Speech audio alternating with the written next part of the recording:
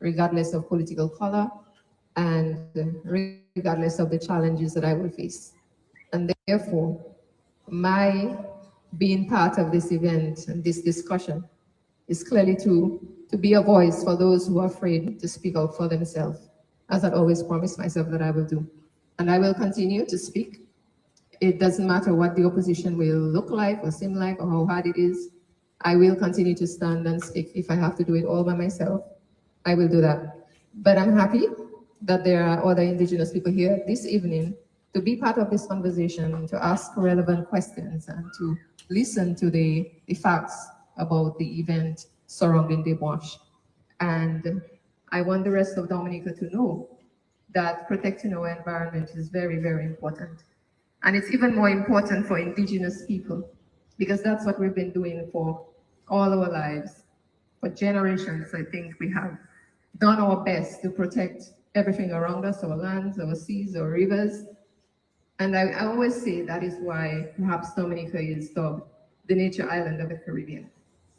Because it's only in Dominica that we have an indigenous population still alive, the only country with an indigenous people in the Caribbean archipelago. And what I would like most is that our rights as indigenous people are respected, first, that we are given the opportunity to be heard, because it's not just telling us things or maybe handing things to us, but also listening to us. I think that is very important, listening to what matters to us.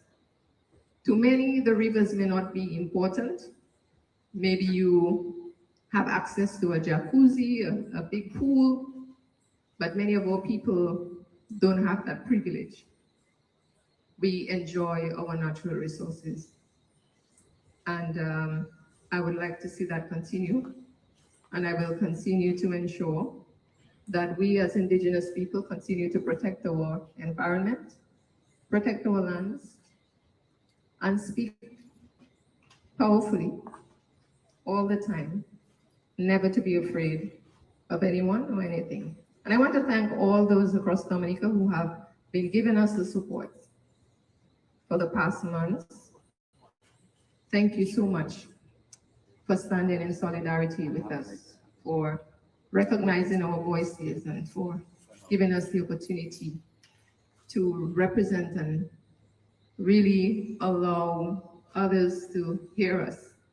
Thank you so much for that. I want to recognize Mr. Afe Atimate, who has done tremendous work in the area of environment. And he's here this evening. And I want to thank him for his presence. I want to thank the members of WAVE. I want to thank all the other persons who have been advocating for protecting the environment. You all are doing a marvelous job. And when you protect the environment, you also, I would say, support Indigenous voices. So thank you all so much. And I do hope that the event here this evening will really open up our eyes, really empower us to continue to appreciate our environment, because if we do not care for it when it's gone, we are going to face the consequences. Welcome to the Kalinago territory. Welcome to the Barana Ote. And I do wish each and every one of you a pleasant evening. Thank you so very much. We'll now ask Mr. Gerard Langley, the shaman, to come and just share a blessing with us.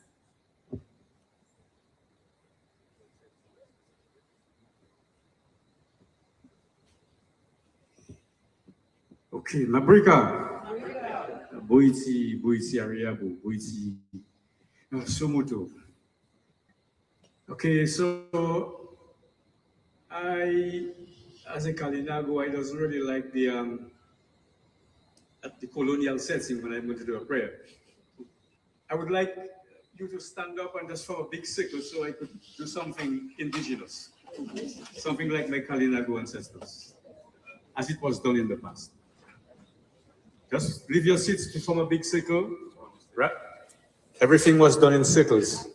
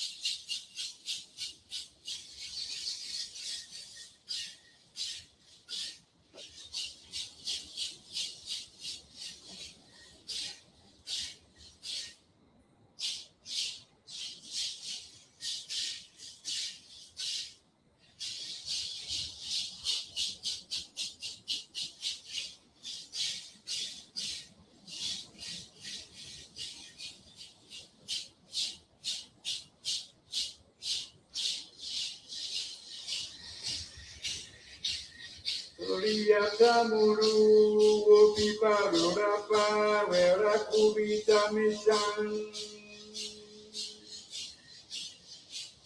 Oriyatamuru Opiparurapa Verakubitamishan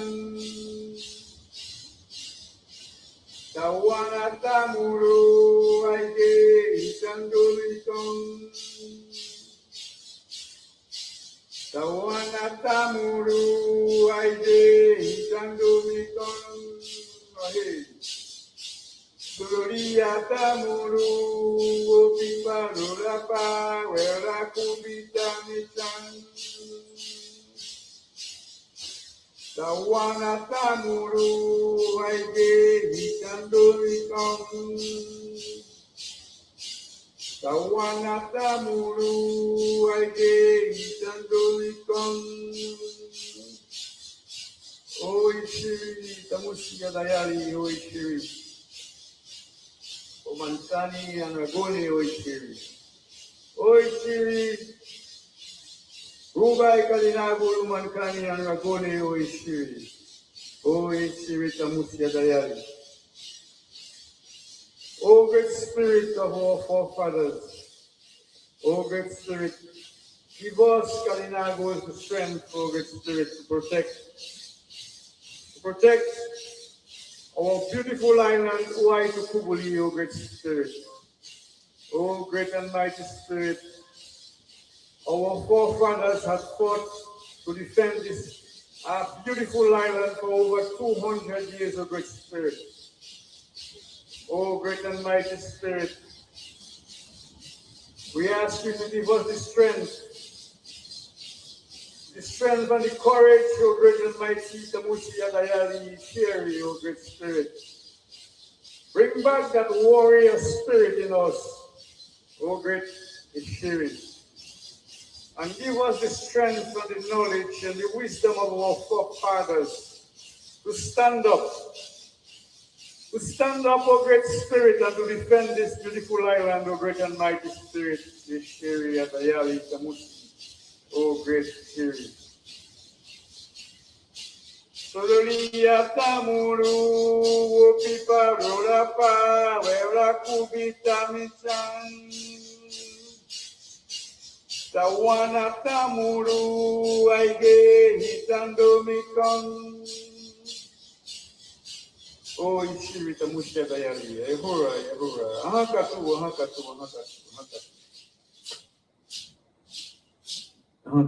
Thank you very much. Thank you.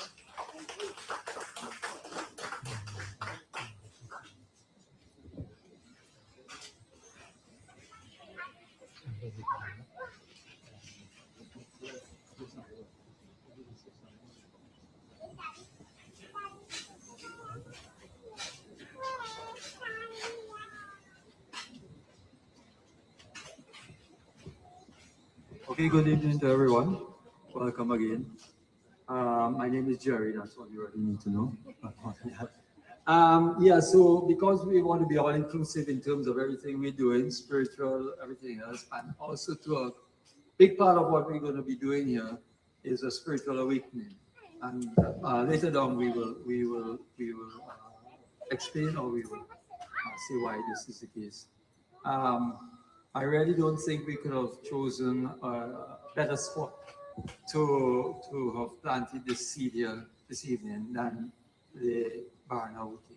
I'm sure a lot of you all are able to hear the sounds of the ocean, the energy from that, but yet still the calm.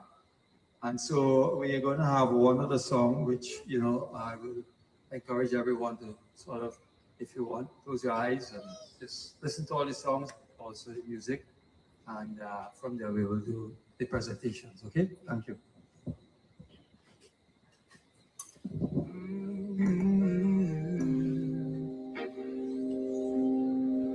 You will walk through a night so long, you forgot the sound of your own breath. You ever feel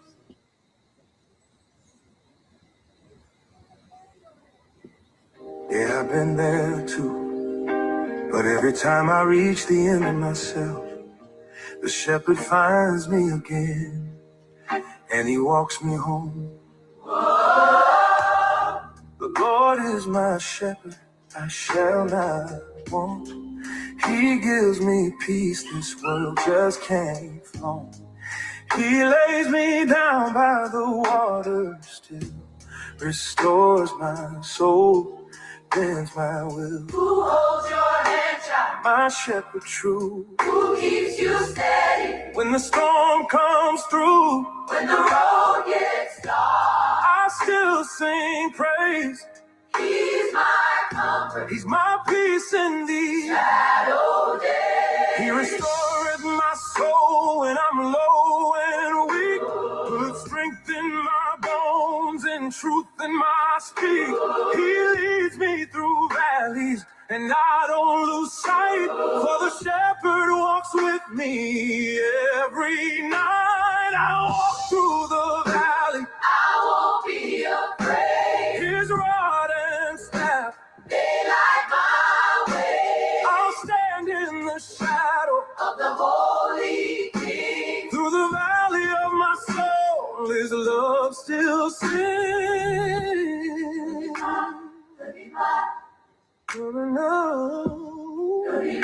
Oh, he anoints my head, my cup runs over.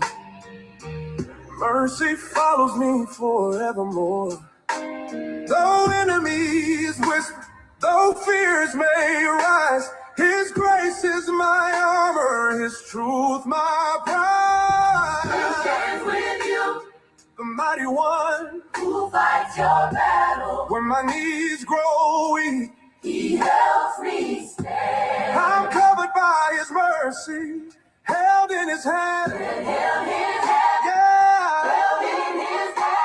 Even when I can't see the light, I still know the sound of his voice. It's the whisper through the rain, the calm through the storm, the peace that wraps me when I'm undone. He walks with me, and the valley won't break. What grace has. When the darkness calls, I still understand. He's my shepherd, my peace, my breath, my song. And I'll follow his voice till the night is gone. Follow it. Thank you so much. I feel like this has really set the stage and the mood for us to really be able to absorb everything that we are about to hear. So to start us off, we are going to have Mr. Athi Mata come up here, and I'm sure he doesn't need an introduction, but I will do it anyway. So, Atherton Athi Mata was born in the 1960s in Dominica and educated at St. Mary's Academy in Roseau. He pursued higher education at Cornell University, earning a degree in agricultural science, also known as agronomy, and was deeply influenced by ideas of social justice, equality, and agrarian reform. Upon returning to Dominica, Athi worked as manager of the Casa Bruce estate, where in the early 1970s, he led a worker strike that catalyzed the formation of the Casa Bruce Farmers Cooperative. As a leader within Dominica Farmers Union, he organized farmers' solidarity with students and trade unions, contributing to the mass protests in May 29, 1979, that led to the collapse of Patrick John's government. Martin briefly served as caretaker minister for agriculture prior to the 1980s election and continued his commitment to sustainable farming and environmental stewardship. In 1998, he was awarded the Goldman Environmental Prize, and in 2022, he was named TDN Media's Man of the Year for decades of service. Throughout his career, his nationalized environmental concerns early positioned Dominica as a leader in Caribbean conservation policy.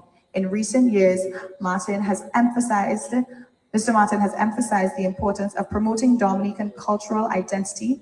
He continues to lead communities, drawing attention to environmental degradation, the impacts of river projects, and civic issues, supported by a broad coalition of citizens. Let's put our hands together for the amazing Mr. Afi Martin.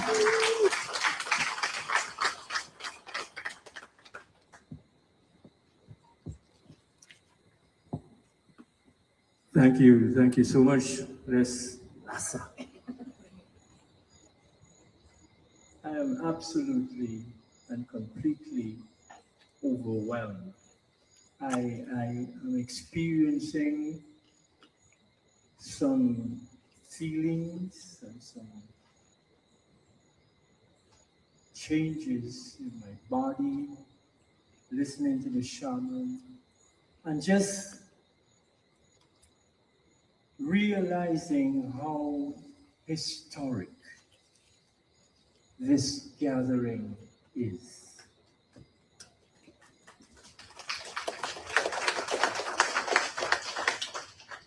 We often take these moments casually, trying to be cool, not letting our emotions come to the surface, to let it register that this is un momento especial in Spanish, a special moment to be treasured, to be listened to, because in every special moment, there are fresh messages. Sometimes messages that you heard before, but now they're going to be presented differently. And I say to the chief, I haven't felt so humbled in a long, long time as I feel now to be. I almost feel like I'm in the presence of some supernatural kind of grouping. And I want to thank Kalinago for holding on to that spirit which has kept you going for thousands of years.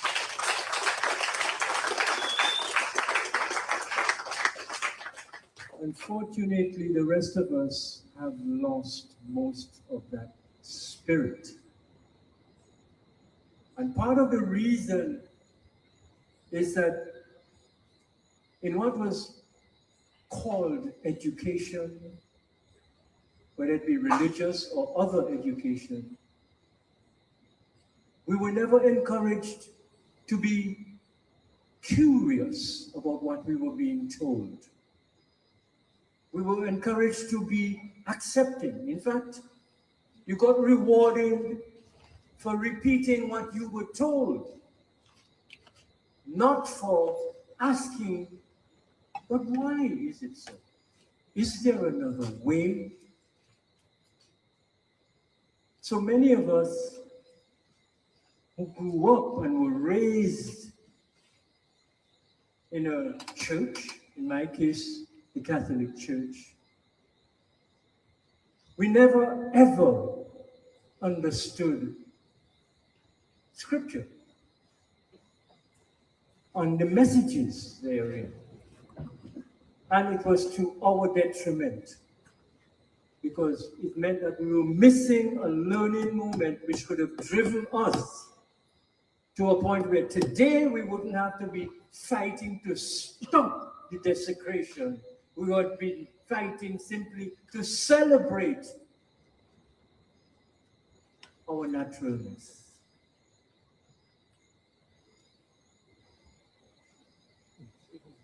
Just let me connect some dots, because these are the things, when I dig deep into my soul, like I just did listening to the shaman, I can tell you why I am how I am.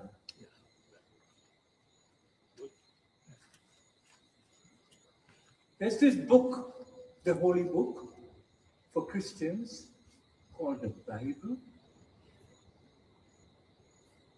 And there are such powerful messages of life in that we have never been encouraged to be curious enough to understand them, and even less so to apply them. And let me share something with you.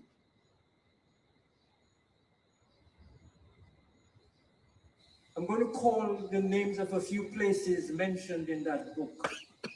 And there's a commonality in all of these things that connects dots, which I draw on to strengthen the struggle to save places like Dominica. But this is not the only place that needs saving. Place one is the Garden of Eden.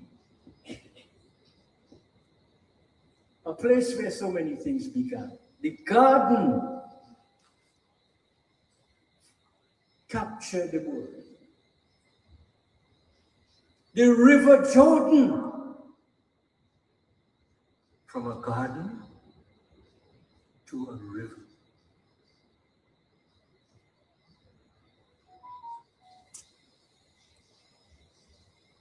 The Red Sea, a sea, an ocean.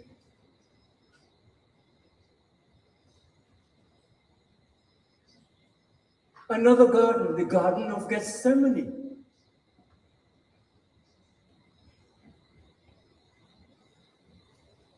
Then a hill, the hill of Calvary. It's beginning to sound like somebody is describing Dominica. Then a cave inside of a mountain.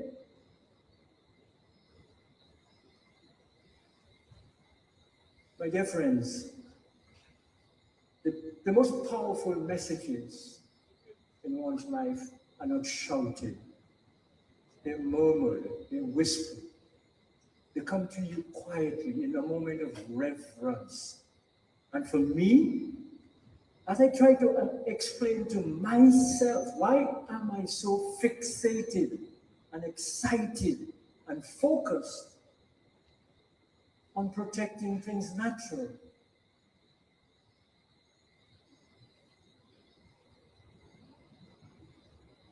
Gardens, rivers, mountains, seas, hills. That was all part of my early years education at SMA. My dear mother wanted me to be a priest, and I was going to be a priest. I probably would have made a damn good priest too. But something called ladies intervened in my journey towards priesthood. Yeah, that's part of the naturalness of Dominica too. Yeah. And I say this not to distract you from the purpose of this gathering, but to ask you to please take a moment and dig deep into your soul, into yourself, and ask, why is today important to me? Why is it important to my children, my grandchildren, to my father, my grandfather? Why is it important? You will get the answer. It's because you are important. And I said to anybody who's setting themselves off on a journey to save anything, a tree, a turtle, a dolphin, a whale, soil, a river, do not begin that journey unless you are prepared to take it to its end. Unless you're prepared literally to give yourself, your life, for making something good happen. start talking about saving a forest if you're not prepared to die for that forest. Because that forest is part of you. And the superficiality and the frivolity which people refer to these natural systems belies their importance. And I suggest two things, therefore. Dig deep in yourself and find out why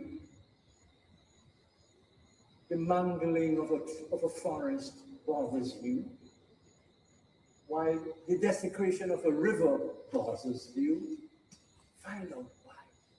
Because in the answer to that question, why, you'll find the strength to say, and I am going to do something about it, and I will not stop until what we set out to do is done. There are going to be a lot of distractions and challenges along the way. Right now, some of you are distracted by the shirt I'm wearing. Why are you wearing that shirt? Focus, focus, focus. I'm losing my vision completely in both eyes, but I have vision in 10 fingers. It gets a little sometimes embarrassing because I have to see you, I have to touch you. But you see, that's the beauty of natural systems, of which we are a part. And I think indigenous peoples have for centuries accepted that they are not here to dominate nature because they are part of nature. That simple truth is what gives them the staying power over centuries to make a living here in Dominica without destroying it. And yet we come, and after 20 years or 30 years or 40 years, we destroy. In the name of what? So please, I have nothing more than this to say to you today. Dig deep, find the reason for your position on things natural. It's not political, it's not even scientific, it's total, it's you. When you find the answer to that question as to why, you can commit. Do not commit if you're not ready, because you'll only become a distraction to the movement, and that's not good. And be aware that this work of saving the earth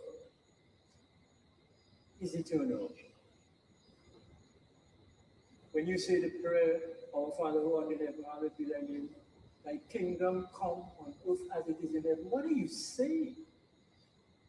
Is there something better to happen with the earth? Yes. How is it to happen? We, the people of earth, who benefit from its oxygen, its water, its minerals, we are the ones responsible for making that happen and for preventing the destruction of the earth's capacity to support life, our life. Thank you very much.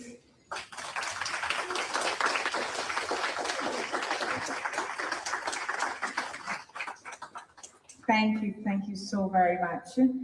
I feel like I hope we were all thinking about how we can commit, because I know I definitely was. And though I'm not based here in Dominica, I'm brainstorming all the different ways that I can commit to the nature island, to whatever in your heart is speaking to you. So we will jump right into our first presentation. As I stated earlier, there will be a short question and answer period after our presenters.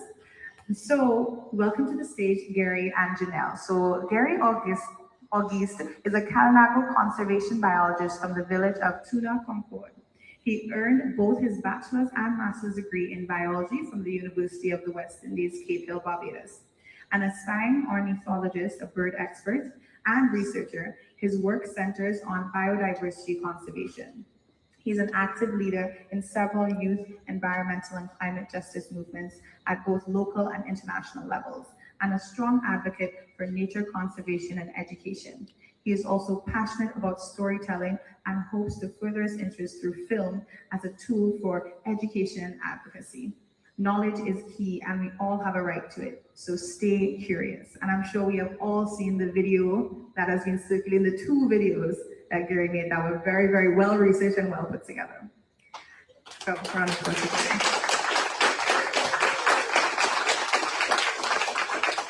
And we also have Janelle Brisbane, is an ecologist, researcher, and environmental advocate working to protect Waitikubuli's biodiversity and communities. She's the founder of Wild Dominica, a local organization focused on community-led conservation, education, and research. She is currently pursuing her PhD in ecology at the University des Antilles, where her research examines how invasive species are affecting native wildlife.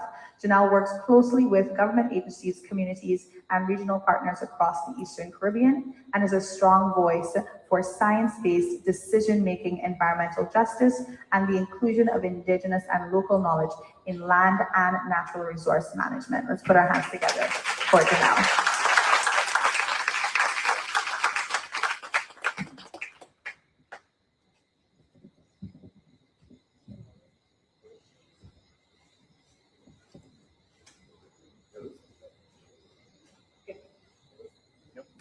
Can you hear me? Okay, all right. Hello, all right, all right. All right, good night, everybody. Good night. Okay, just making sure it's correct. All right, good night, everybody, and welcome to the Kalinago Barana Ute, and welcome to this important event. Tonight, we're going to do a presentation on an important situation that is currently going on right now in Dominica. Those of you would have seen the videos I posted and all the feedback that's been getting on social media.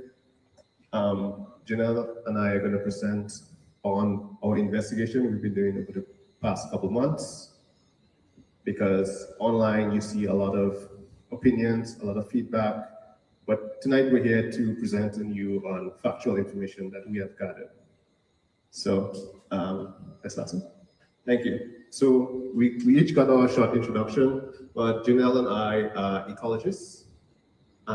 We are educators by practice. We are both Dominican born, and we enjoy sharing knowledge. It's just, okay. We just have to wait for the knowledge to share.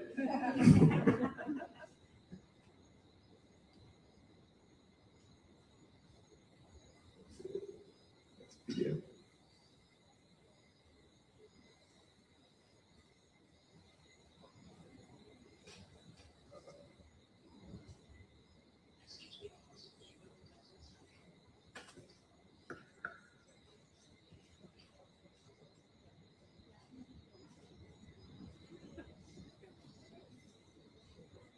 Hello? Okay, you could just roll on. All right, so tonight's theme is protecting Dominica's land, rivers, and people. All 3 of these factors are important to understanding this situation. The foreground for the land text is actually the Concord Valley, we could call it the Pegua Valley, and we see on the top of lands there's a brown scar on the mountain. That is Dewash. And a little below, we see another brown patch that is close to Concord, that is actually a dump site where the topsoil is being dumped. So it's a very real picture just taken a couple days ago on the Hotspot Bridge. The middle picture is the Concord River. This is not after heavy rainfall, this is just soil runoff that has dirtied the river, polluted the waters of the Concord Valley. Okay, thank you, Jerry. And the other important factor is people. We are all a part of this important ecosystem of Dominica, the nature isle of the Caribbean, and without the people, we would not have the country that we have today, the country that we should be proud of. And the people have not been given the proper information or transparency that we deserve. So we're here to present on that today. Okay. So location is key to understanding what is going on. So we all should know where Dewash is by now. That yellow box indicates where it is, and we made a proper map to understand everything that's going on. The key things to understand is where the national protected parks are. So the two dark greens is the Northern Forest Reserve and then the Central Forest Reserve below. The yellow line signifies the river, and all the red dots are the residential homes of the valley. And the purple part is the Kalinago territory. The yellow is the proposed area for the mine, for the mine proposed to help build the international airport. As you can see, it is sandwiched between the Northern Forest Reserve and the Pego River, which is directly above a community. Next. Okay, so before we get into what our recent findings are, we just wanted to give some background context because there's a lot of discussion about copper, and you will hear more about that in the valley in the next presentation. But why people think it's this way is because of historical context. So in the 60s and 70s, they did a mineral investigation in Dominica to see what is in this island, right? Copper, lead, gold, bauxite, a bunch of different things, but they did it throughout the Caribbean. And as you can see in this US Geological Survey record, for copper, when they registered copper, they spoke about Dewash having the highest potential for copper in Dominica. And that is why in the 90s, you had a mining company come to Dominica with interest to mine for copper and gold. It is because of these historical geosites and records. We won't get too much into it, but Gary's first video was actually reviewing this historical context. And lo and behold, after Gary posted this video reviewing the historical context of the site of what Dewash means in terms of minerals for Dominica, and his video got over or nearly 100,000 views, that's when the community started getting meetings. So here today, we are going to present you with what was presented to us at the community meetings and what we have found on the ground. Right. So as Janelle said, after that video went viral, that's when we really started to see community meetings, because before that, there was only one-on-one house-to-house meetings by the representative of the developers. And so we created this timeline to show you guys all what we found out between those meetings, because there was 4 meetings, 2 in Concord and 2 in Maricot. And what we understand is that the land was handed over in April 2025, and we really started noticing earth movements in July, August. Initially, we thought maybe someone was building their garden there because that wasn't agricultural plot, but soon to find out we see huge trucks and excavators and realize this is much bigger than just a regular garden. This is something major. And so we started to see pollution in the water in August, September. In September, the Kalinago Council visited the site, and that's when they made a post on Facebook saying that this should stop, that this project should not continue, and it didn't really pick up as much as we would have hoped, because not a lot of people were aware of the situation that was going on. In November, once I started doing some background checking on is there anything special about this valley? Why I dig in there particularly? So I did my little research and I found that publication in 2007, and I made the first video. So that was in November. I later made a follow-up video based on the information we got in the first 2 meetings. And from that, the councils and also other members from the communities have been trying to reach out to the division, the minister, asking for answers, because it wasn't only us. Everybody's confused what's going on. Tourism is confused what's going on. Taxi drivers asking me what's going on, what happened into the valley, because I can't bring people to the river anymore. It's a mess. My boss is getting dirty. And that leads us to in UK. Then there was a temporary halt in the Wash in December 2025, and we believe it was all thanks to the pressure online because everybody was talking about it. Every feed every time I scroll, I see it. I don't know if it's just my feed, but people are talking out on the radio, people are sharing it, and people are asking questions like, "What's going on?" And so the Prime Minister gave a temporary halt. And after the halt, they continue to have radio shows, social media campaign, and people are coming out right now to express their concerns. Which brings us to tonight, because we believe that education is key, education is powerful, and everybody has a right to education, and everybody has a right to their rivers, and everybody has a right to clean water. So we're here to educate everybody tonight, and welcome all your questions. Yeah, okay. So, what we learned from these community meetings is that they are currently in what they call the testing phase, and that the full operation of this project is going to start in January 2026. So that doesn't leave us with much time to be able to figure out what's going on, get the information before the whole mountain is blasted to smithereens. So what we are calling for at this present time is a permanent halt, and we are going to further explain why we want a permanent halt before the full operations start in January 2026. We also learned in the meeting that when asked how long is the river going to be dirty for, they said, well, they are going to be excavating for at least 1.5 to 2 years in accordance with the airport timeline.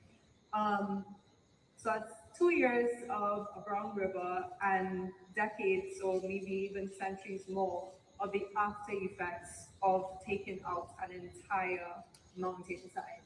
So what we are calling for is a permanent halt and immediate restoration of the damaged area that has already been excavated.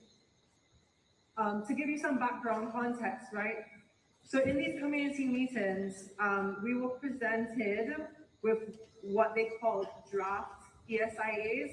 So there are no actual environmental social impact assessments that have been submitted to physical planning. And I just want to tell you, or approved, right? So it has not been approved, which means that they have no permission from our relevant authorities to operate at this site currently. And we just wanted to highlight the law, Dominican law, under our Physical Planning Act, where it says, no person shall carry out any development of land except under and in accordance with the terms of a development permission granted in that behalf prior to the commencement of any development on an application submitted to physical planning. And then section 23 of that same act says, unless the authority otherwise determines, environmental impact assessments shall be required in accordance with Schedule 2, which includes, as you can see down here, Schedule 2 includes all mining activities, whether it's quarrying or whether it's a different type of mine. They absolutely require an environmental social impact assessment for them to even before they commence any work. And again, just a checklist. So all this is available online on the physical planning website if you wanted to read more. But just to let you know, for quarry and mining activities under the physical planning division, they are required to submit an application that includes all relevant maps, a description of the materials to be extracted, total and annual tonnage of the excavated material, description of any development or infrastructure works, their traffic volumes, an environmental social impact assessment, their restoration plan for the site, their hours of operation, and an environmental management plan to mitigate any impacts to people and place.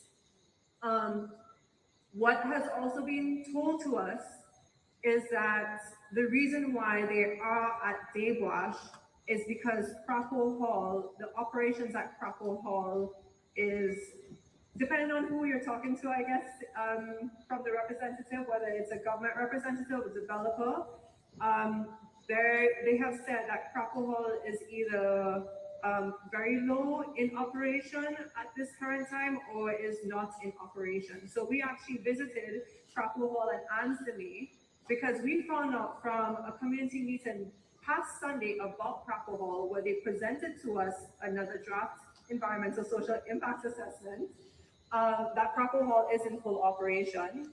And they actually had a section on that ESIA talking about alternative locations to the Crapo Hall quarry. And this draft that they presented to us was written in October 2025. And under the alternative location section, Dave Wash was never mentioned. There are actually some people in this room who witnessed that conversation.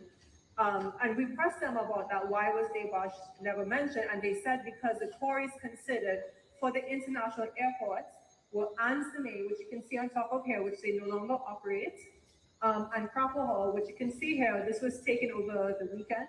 You can see it's in full operation. And the material at Crapo Hall that we found is actually very similar, or as you can see, the same to Dave Wash, except Dave Wash has a little something extra. And we will talk more about that in the next presentation.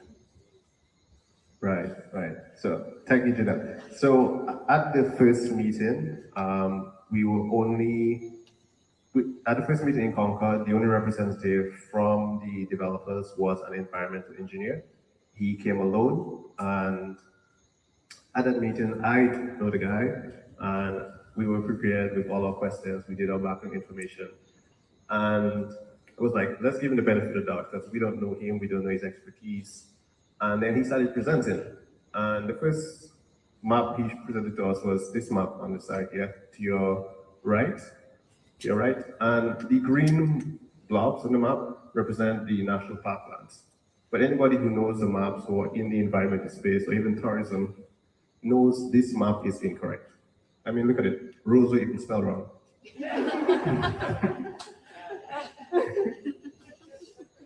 Yeah, so he showed us this map, and we were like, that's not the correct map. We're both ecologists, we both work in the rainforest, we are aware of the boundary lines, and we actually had to show him on Physical Flying website, this is the correct map. This map on the left is actually the map on the physical website that you could download, everybody has access to. And you can see it's clearly different than what we have here. Because this map is saying that the Kalinga territory in the Central Forest System. So that's incorrect. Yeah, so first impressions wasn't the best.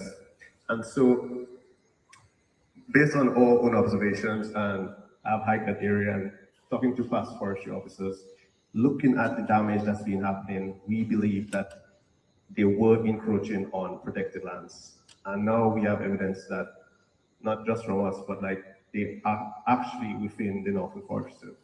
So this is a map provided by Lands and Service. And in that red circle, you see these red little patches. These are actual evidence that they are encroaching on inside the Northern Forest Service.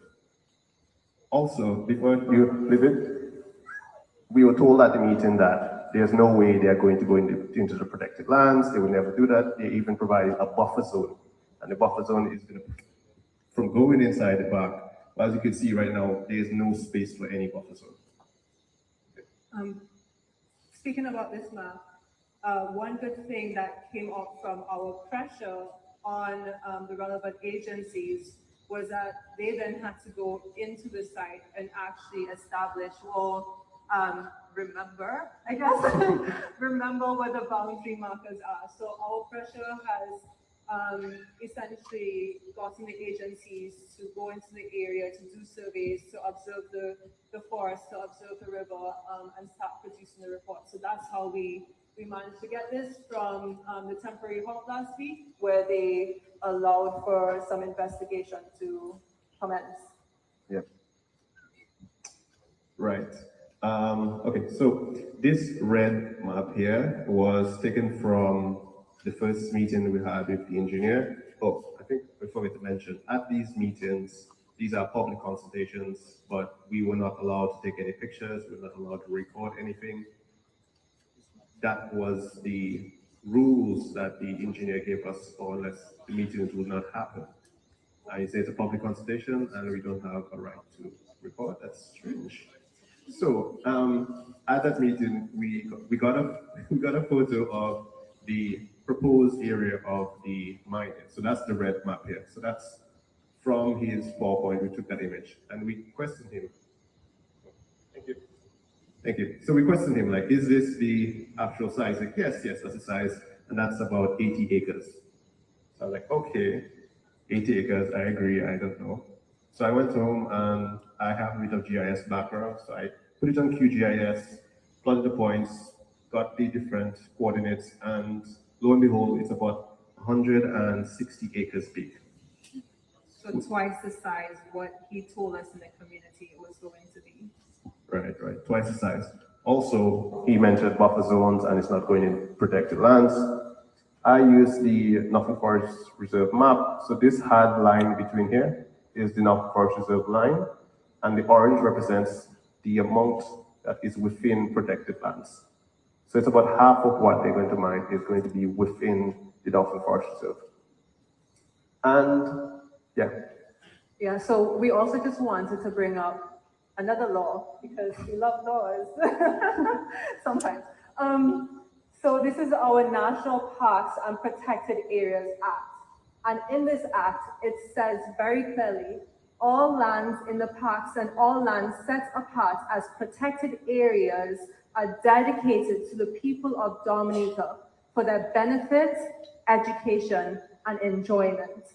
And these lands within the national park system shall be maintained so as to leave them unimpaired, left alone for the enjoyment of our future generations. All right, these lands were created for a reason.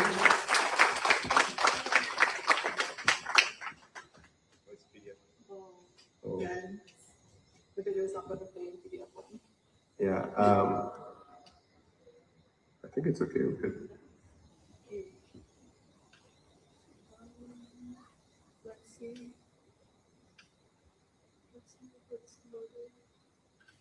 Yeah, we're just going to show you some Yeah. of what's going on. So this right here is up at the mine site up in Dewash, and there's a lot of runoff, and it goes into the drains and goes straight into the river. This right here is the dump site. Oh, it's gone. But anyway, they dump most of the topsoil they got lower down into the village, and they have exhausted the space to dump the topsoil. So one of our questions was like, where are they going to dump all this topsoil? Because they're clearly not halfway through what they're doing, and there's a lot of material to move. To give you some perspective, what they have currently excavated is roughly 20 acres. And remember, they are going to go to 160 acres. So if we're receiving all of this impact from 20 acres, what is going to happen to us with 160 acres gone? Great. Well, that's great. The river is not running clean. Over the past few months, we've been observing what's been going on, and we've observed different types of runoff. So the runoff from these come from straight from the mine or straight from the trucks, because these trucks carry a lot of mud on their tires, and so along the highway, they muddy the road, and when rain falls, it runs into the water. They also have a truck that sprays the road to have to keep it clean, but that just channels the dirt into the river at the end of the day. We've also observed since they started the halt, they're not doing any heavy work there anymore, but when the rain falls, you still see heavy, muddy runoff. Like today. Yeah, like today. So in August and November, we observed constant, uncontrolled release of runoff, and alongside, below the mine, which is, the river is like less than 100 meters away from it, there are different types of runoff. There are runoff that flows heavy and proud, and there's some that is very, like, how do you describe it? Like it's Trickling. It's trickling, it's like seeping into it, so it's like a cloud. And you are on a downhill gradient, so it's gonna gravity is going to do its job and get it into the lowest point, which is the river. And another thing about that, so we brought this up in the meeting because we walked the river a couple of times. And so in the first meeting, he said that the river was running 95% clean right now because they had filtered. But Gary and I actually walked that river about 4 days before that meeting, and they said they cleaned it 2 weeks before. And we actually have the water samples here that we took from the river to show you how cloudy it was at the time. But they are talking about controlling the culverts. But what we showed to them is that this area is actually a watershed. There's a ravine that runs straight through, and the land naturally drains. So all here, you're getting these runoffs, but there's no culvert to put a filtration system on. It's simply the land draining. So how are you going to control? How are you accounting for that? Wait, before we never touch on the pulse. So August, November is constantly flowing in, and that's where a lot of people took pictures saying that the river is dirty, it's constantly dirty. In late November, we started to observe something different. The water was clearing up, but then it was also dirty, and it was doing it strangely than it was before. What we noticed was there was like a pulse of release. So the water wasn't completely going muddy because there were times that they would dump the mud in here, which would cause that dirty effect. So because it's not constant, when it gets down lower to the village, it doesn't appear as broad as this because it half-time dilutes. But it's still pollution, it's still dirty water. Right. Okay. So. Forest and Wildlife Act. Yeah, another law. Yay. So as you can see, this current project is infringing on a number of our laws, which is why we brought them all up. So we have the Forestry and Wildlife Act that specifically speaks to deleterious substances. So any substance, if added to water, would endanger the subsistence and maintenance of fish and other aquatic life resided in the water, right? So about this substance, Section 27 says, no person shall deposit or permit the deposit of a deleterious substance of any type in water frequented by fish, shrimps, or crab, or in any place where the deleterious substance may enter the water. Now, I know people of Concord know that that river is filled with life, so yay. And Section 29 says, no person engaged in land clearing or other operations shall put any slush into any water frequented by fish, shrimps, or crab, or into any stream that flows into such waters. Our rivers are protected for a reason. Yeah, they are protected. So the image behind all these words is actually the river rocks that we took a picture a few weeks ago. And Janelle and I thought this was like some kind of microorganism. It looks strange, it's not just sediment. We actually talked to an expert in microalgae, and he told us this isn't microalgae, this is bacteria. This is actually bacteria that is blooming in the water. And that's because when there's runoff, the soil is rich. The soil has different minerals, different ions, and one of the key ones that Dominica has is the iron. So these bacteria consume the iron and they have a bloom because this river ecosystem is not used to having that much iron within it. So they'll have a bloom, and what will happen is that they will consume a lot of oxygen in the water that the fish require. And so it'll smother the species, the aquatic species, if the bloom continues, and then you'll have loss of river life. Downstream, you'll have stress in the corals, chronic stress, long-term population decline. But seeing these type of blooms isn't anything strange. It happens in other ecosystems, but those ecosystems are used to it. Like in Isidora. Well, where we have hydrothermal vents, because there's a lot of sulfur that leaches, a lot of volcanic activity in the area that is leaching the iron, which is why you have that orange color in our sulfur springs. It's actually iron filling up that pool. So in those ecosystems, they've adapted to this, but you would also notice that in those sections of that river, you would find things like leo. You wouldn't find some of our crayfish species because they cannot survive in these environments. They have not been adapted to these environments. So this, yes, somebody said that, oh, Mother Nature floods our rivers and releases a lot of sediments, but she does this in pulses, right? So there's a flood, and for most of the time, the river runs clean, it runs clear. This is a constant release. The sediments, so it's not just the metal-rich runoff, but it's also the fine sediments that are settling on the bottom of the river. That's why for those of you who have bathed in the river since, you experience that itching on your skin. So you can imagine with the smaller organisms, these fine sediments are shredding them. These fine sediments are clogging their gills. These fine sediments are covering their homes. These fine sediments are actually depleting the river as well, in addition to the bacterial blooms, of oxygen. So their reproduction, their eggs, their young ones are not surviving as well. And what you're going to have over time, if this runoff continues like this, is you're going to have a die-off. You're going to see less and less life in your river. And some people in the community are even noting it to us. So it's not just what's in the river, but you have species like the quavier, right? The birds that hunt in the river, because there's no visibility, you're not seeing them around the river like you should, because they can't hunt anymore. It's the same thing with the Daywash Valley. According to Gary's research, that Daywash Valley is the fourth densest area for parrots in Dominica from when he studied. And then they told us in the community meeting that because the parrots are becoming a nuisance now, that clearing the forest is actually helping people.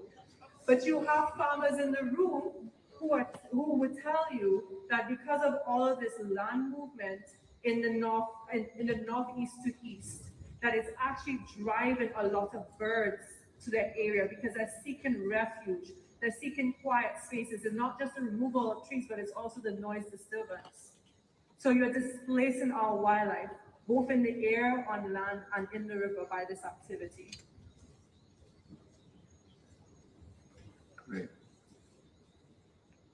Yeah, so this is the same area that we filmed in October and November. As you can see, from October to November, the level of runoff increase is much healthier. And this was the 95% filter runoff that they were talking about, that we found out the few days before we had that meeting when they made that claim. Yeah, and as you can see, this runoff is also not coming from a culvert. So again, how do you control for that? Yeah, the river is not clean. The river is fine, and it meets international levels. Yeah. So we were told that at the meeting that the river is fine and it has meeting international standards. What the standards are, well, you can see for yourself. It's a mess. This is the popular pool Basemajo. As you can see, you can't see the bottom of the river. Those who are familiar with the pool knows that you could see the bottom of the river. You could see those rocks. This is the Pecos River mouth. This is near Hatton Garden. And this right here is below the dump site. So where they dump that huge pile of dirt, there's a drain that the dirty water seeps into the water. But yeah, you want to talk about it? Oh, yeah. You can see in the Majo Basel, in the areas where it runs slower, all the fine sediments that are accumulating on the bottom, which is also allowing for bacteria to bloom in these areas. So, noise is affecting children. This was brought up during the first meeting, where a parent brought up that, hey, the trucks on the road are disturbing the classroom. The teachers are complaining that, hey, they have to stop every few minutes for the trucks to pass by. These are students at the Concord Primary School. And I tried to count them. There's about 10, 15 trucks almost every hour when the project was full steam ahead. At the first meeting, someone made a point that there was no sanitation facilities at the site. And we asked him, how many people work at the site? He said, well, there's 25, 30 people every day. And they really started doing heavy work in August, September, October. We are in November, and there's no toilet on site. And so his reply was that they are planning to do this. They're planning to have this, planning to have this, but like that should have been there already. So where the guys going? His response was that the workers used the Crapo Hall site in Pego. So anybody who's familiar with that, Crapo Hall is about 10-minute drive away from it. So that's where they have to use. But the gentleman also brought up another issue that, hey, if they don't have proper sanitation, maybe they're using the area wrong, but we can't prove it. But there was a disaster that happened in Haiti post the earthquake, where UN helpers from Nepal came to help restore Haiti, but they did not have proper sanitation facilities. And these people from Nepal have a natural resistance against cholera. But because they didn't have proper sanitation facilities, their waste seeped into the waterways of the Haitians, and that cost the life of 10,000 Haitian people. So we don't want something to repeat like that. Okay? Okay, so this is some survey maps created in 2016. This was after Tropical Storm Erica. As you can see, this is the outline, a rough outline of where they're about to mine, and the red represents high susceptibility to landslides. So one of our fears is that it's going, with all the trees, without the topsoil, it's just gonna have huge landslides. And behind this area here has a lot of tributaries. This map doesn't show everything. And what we fear is that a landslide might come down and create a dam, and then we have huge flooding that will affect the communities. Because we're not privy to a lot of information, maybe a dam could develop and then it bursts surprisingly and affect the communities below. Yeah, so we just wanted to show this map. This is an aerial view of the site currently, well, as of the end of November. Because we've heard multiple stories about what this site is going to be used for. It's going to be used for quarry for the airport. It's going to be used as just a crushing plant to make up for the time for Crapo Hall. But as you can see, there are all these exploratory roads. So this is the area that is currently in national parklands, in the forest reserve, sorry. But there's this road that's going up and up and up. Yep. So if you're just trying to set up Crusher. a crushing facility, why are you trying to go so high into our forests right now? What are you What's the purpose looking of this? for? What is the purpose of this? Is it to map your boundaries? Is it to find the pegs for the forest reserve? Like, what is going on here? And that is part of the reason why we are here today, is to present the information, but to also ask for the information. Because, I mean, the quickest way to discredit us, I guess, is with the truth, right? So, and we were very happy to be disproved with whatever information that were presented when you show us yours, in a sense. Great. So some of you may have signed this, some of you may have not. We'd really appreciate if you all come on board. But this is an international petition to halt the Daywash mine. And this screenshot was taken a few days ago, but we've hit over 4,000 people who have signed it online. We put QR codes at the front of the entrance. You could scan it with your phones, but we also have physical petitions there if you want to sign and support the cause. Yeah, okay, so just to go back to what I said, when I said we're asking for the information, we are not just asking for it, we're demanding it, and we have a right to do so. Again, going back to our legal system, Dominica ratified two very important international agreements. We have the Escazú Agreement, which is a regional agreement on access to information, public participation, and justice in environmental matters in Latin America and the Caribbean. And then you have the International Labor Law 169, which speaks to indigenous and tribal peoples' convention, so the rights of indigenous people to determine what they deem as development, what they want to see as development, and how their communities are going to be affected and operated, how are they going to carry on with their culture and their ways of life? So when we're looking at access, right, access rights are the right of access to environmental information, the right of public participation in the environmental decision-making process, and the right of access to justice in environmental matters. Each party, so party is Dominica, shall guarantee the right of every person to live in a healthy environment and any other universally recognized human rights related to the present agreement. And that's something that we have to emphasize. A clean environment is a basic human right. And we all have a right to ask questions when it affects us or does not affect us. To just ask questions. We all have a right to participate in the decision-making process, and they have to guarantee us safety to be able to speak up. That is what the law says.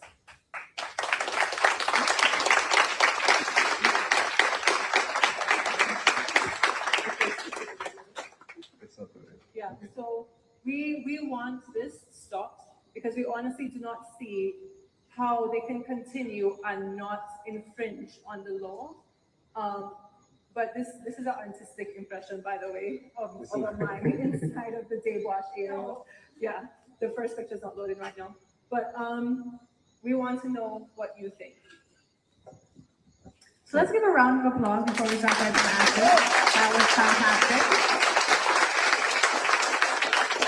Very informative. So do we have any questions from the crowd? I'll bring the mic to you.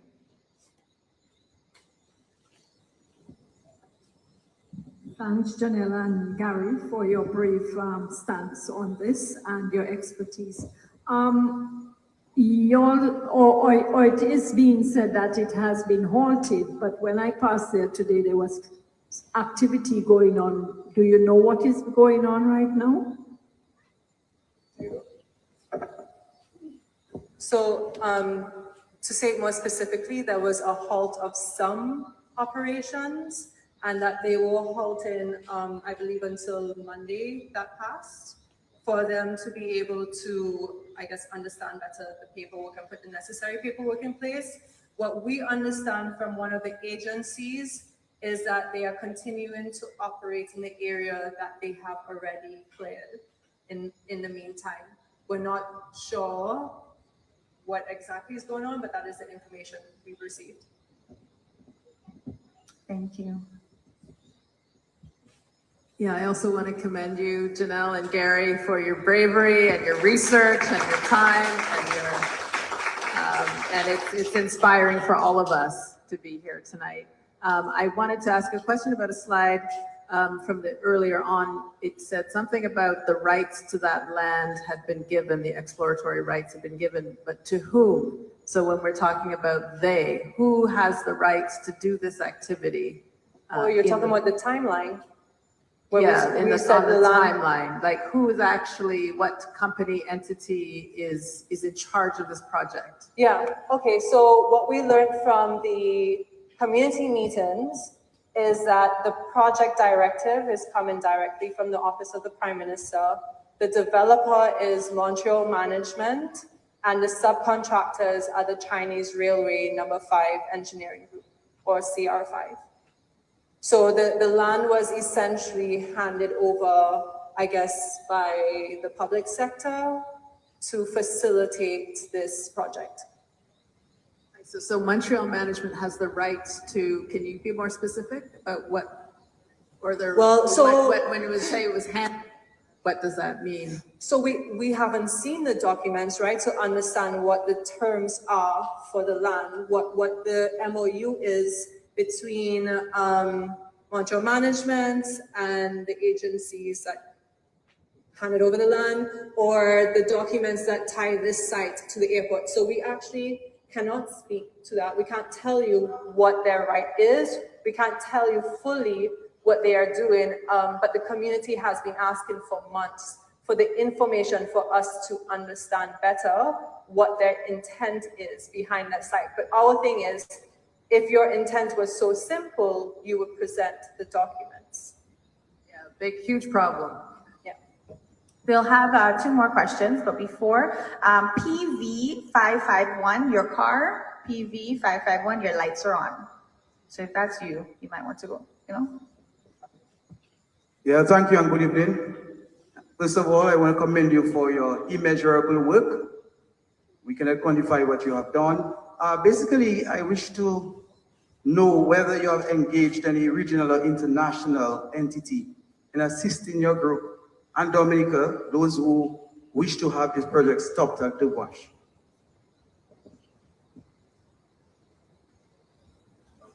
Yes, we have engaged international bodies on this current situation because once the video started flowing, the 2 videos, a lot of people started reaching out to us because Janelle and I have connections to people in the environmental space, and they have been reaching out like, how can they assist? Could they help with the mapping? Could they help with the expertise, legal advice, and that sort? So we have been talking to a lot of people, especially I had a good conversation with someone who is an engineer who actually worked on an airport, and he was like, Gary, this is a mess. All what they're doing should not be happening. And he sat us down, go through the protocols to what should be happening to help prevent such pollution into our water systems. Another note I think we didn't mention was that Janelle mentioned who the engineer works for, the CR4, Montreal Management. Well, if he works for the developer, how could he produce the EIA? There's a huge conflict of interest here. The consultant who is producing the EIA should be independent of the contractors and developers, but that's not the case here.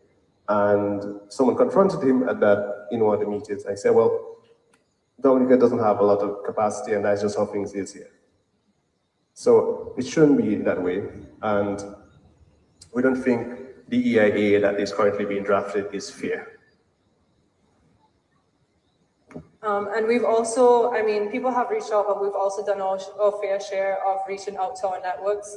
Gary and I have represented Dominica regionally and internationally and spoken on many forums. So we have our, I guess, tentacles out there. But you will hear from our next presenter, and that's exactly how we managed to find the expertise of our next presenter, was reaching out to our contacts in the region, who then provided us, you know, with where to go.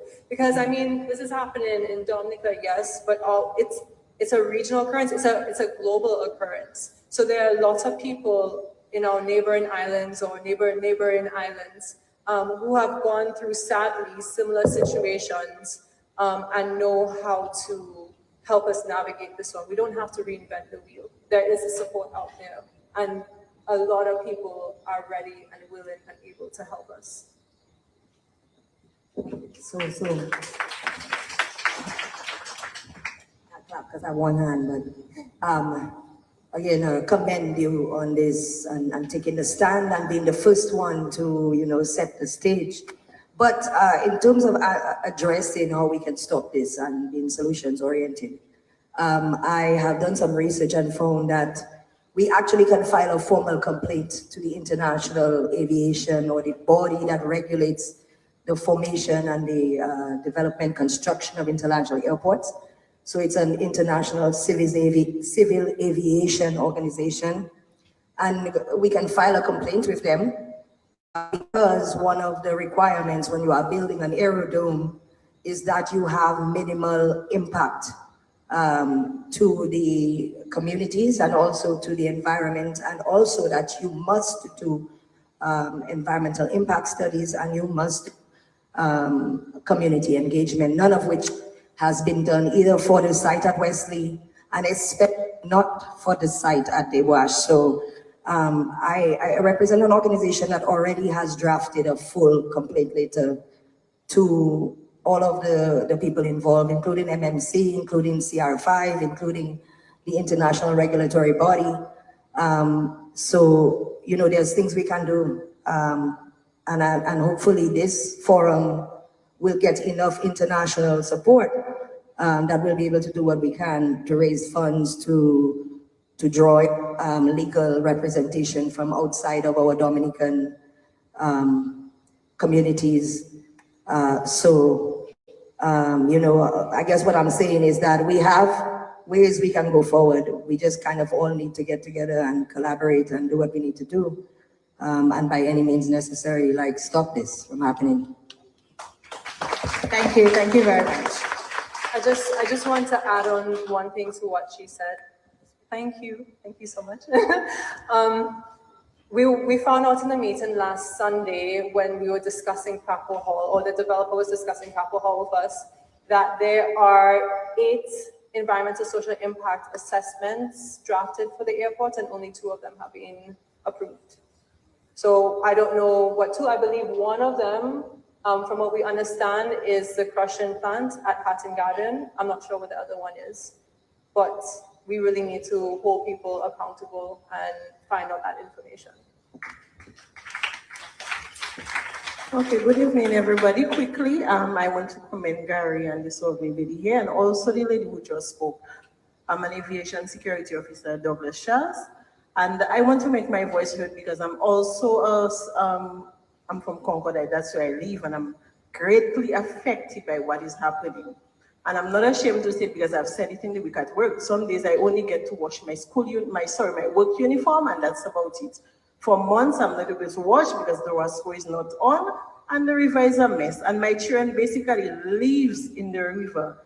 Someone knows that is where we live, VO and everything. And this morning, Matt is here. I think it's this afternoon, the press briefing was on. He asked a question, the Prime Minister responded. I listened to all of it. And I'm thinking that he may feel that he's coming, and this is not political. That's what I want them to understand at first. This is people's life that we are dealing with. It is the children's future. And if all of us are silent because we are afraid of victimization, then what do we represent in this country? I'm a Christian first, and I always say to everybody, I represent the kingdom of heaven. I'm a citizen of the kingdom of heaven, and then earth. And this is a small piece of what the Garden of Eden is like. And the lovely man, when he spoke, I'm saying, this is what it is. God doesn't want us to sit down. And I've said it, the nation is supposed to be built on what the Lord wants it to be built on, not on what we think. And then so many of us are so political that we are not seeing that Concord, yes, is being affected, but it can affect Portsmouth. It affects Roseau. It affects the Prime Minister at one point. It's going to affect everybody in the country. And I said it recently that I am no longer going to be silent because I am not here for what people have to say. I'm here for everybody. And if I am silent, my 5 children and no grandson is going to suffer, and he hasn't gotten an opportunity to bathe in that river. And then I have to cross that river at 4 o'clock in the morning without, sometimes my boots got stolen twice. I have to cross that river in, and then it's dirty, mucky. It's just, one Sunday, my children and I went to the river to bathe, to go to church, and the river was okay. And by the time I put up my head, I have to be pulling them out. Do not wash your private part in there, because the water just started coming down, and we had to go home. No water to bathe, and we, like, what to do? So there is media personnel here. He may be looking at it. The citizens of Dominica, rise up, not for what you think Concord is doing, but for all of us. Because I work at the airport and hear the taxi operators complain about their vehicles. Person from town come, I just wash my transport. What is happening? Nobody's come. We have, I think our pal rep is what, he's supposed to be something to do with environment. Where is he? Where is he? The last I heard that he wasn't even aware of what is happening. This is nonsense. And somebody needs to understand this is nonsense. Our country cannot be crying and everybody is sleeping. We're talking about gun violence, but this is a violation, and it isn't, to me, it isn't worse, because as soon as you cut down all the streets, you start killing people. So I just want to thank you all.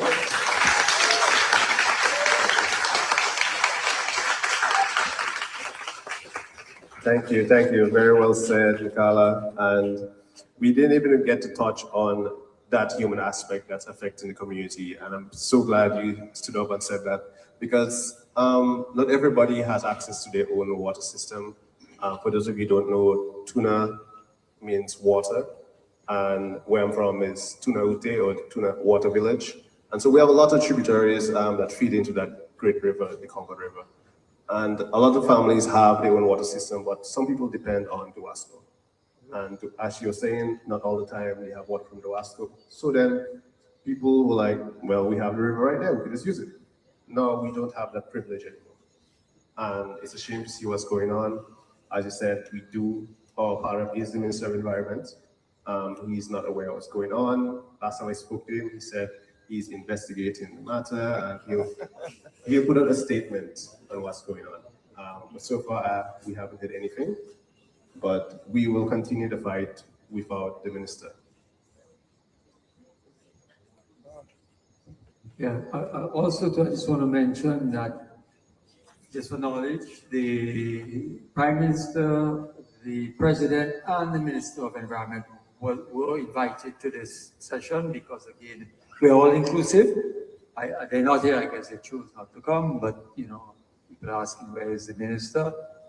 They were invited, and we would have welcomed them here to contribute or to answer questions. Thank you. Hey, Gary, so thank you guys so much for the presentation.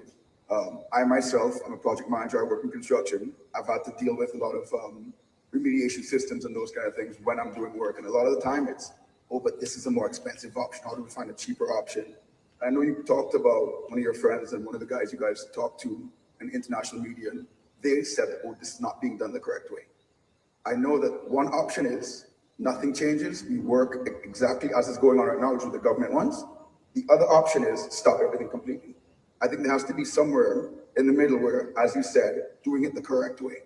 Because we cannot just say every single time anything that's being done has to be stopped completely. Is there a middle ground that we're looking at where the mine continues? One, it does not impede in the nature forest, because I think that's a big thing we have to make sure that it's not getting encroached. And number two, is there a way that the river is not dirtied? I know we talked about culverts, but I know that there are ways of mitigating water runoff on roads, rivers. And is that something that we're looking at and presenting an actual functional way of doing? Yeah, so again, I'm going to go back to Crackle Hall. So with Daywash, we don't think that there is another way, because if they were to go any further, that's protected lands, and we will never support them destroying any of our protected lands. If they avoided the protected lands, they would not have enough area to do. Actually, again, we don't even fully know what they're doing, but what we've heard that they are going to do. Our proposal would be to stay at Crackle Hall, because they claim that they are Daywash because they can't operate at Crackle Hall, but we know you're operating at Crackle Hall. Again, there is similar material there. There's a lot more material there. So why is it that you are at Daywash? And that's what we're asking, because there are other sites where they currently have an operation where they could be. We will ask, I guess, to propose alternatives, but we are not geologists or geotechnical people or environmental or civil engineers, so we will leave that to the other experts to do. But our understanding is that they came to Daywash, which was set on the DBS live at the site, because they can't operate at Crackle Hall, but they are operating there. So we just asked them to go back, stay in that area, and to figure out how to minimize the impact there where they've already dug out a significant. They also told us in the meeting on Sunday, actually, when we were talking about Crackle Hall, that Daywash is actually expensive for them to do, which is why they never considered it as a mine for the airport in the first place. So why, if it was that expensive because of the distance or whatever it is that you claim, why are you there now? Question. Good night, everybody. I listened to the Prime Minister. I was at the news conference today, and I asked him specifically why Daywash. He said his engineers told him that in terms of density, I'm not an engineer, Daywash is presenting the best soil at this time, so they don't think that they can go elsewhere. Is there any area around the island that they would be able to compare in terms of the density of the soil? I guess asking that question because he says his engineer told him that is the best Yeah. they're looking for. I actually think that is a great segue into the next presentation. We were told that as well in the community meeting that one of the reasons why they are at Daywash is because the material at Daywash is stronger than Crapo Hall. Again, this comparison with Crapo Hall. But I think right here, perhaps we should stop and allow the next presentation to give us more information. Okay, I'm sorry. I know I said for two other individuals that I'll come and do questions, but let's do the other presenter and then we'll go back to question and answer, and hopefully you'll still have it top of mind. So once again, a round of applause for Janelle and Gary. And we will welcome Mr. Simon Mitchell to the floor. Simon Mitchell is a professor of geology at the University of the West Indies in Jamaica. He is a leading Caribbean geologist whose work focuses on the geological evolution of the Caribbean region, including volcanic island formation, rock formations, and mineral-bearing formations. Professor Mitchell has carried out extensive field research across the Caribbean and has published widely on Caribbean geology. He has received several awards recognizing his contribution to the development of geological research in the Caribbean. He is also a trusted public educator, having taken part in over 130 radio and television interviews where he explains geological issues to the public and contributes to informed discussion on land use, natural resources, and environmental protection. Thank you so very much for being here, Mr. Simon Mitchell.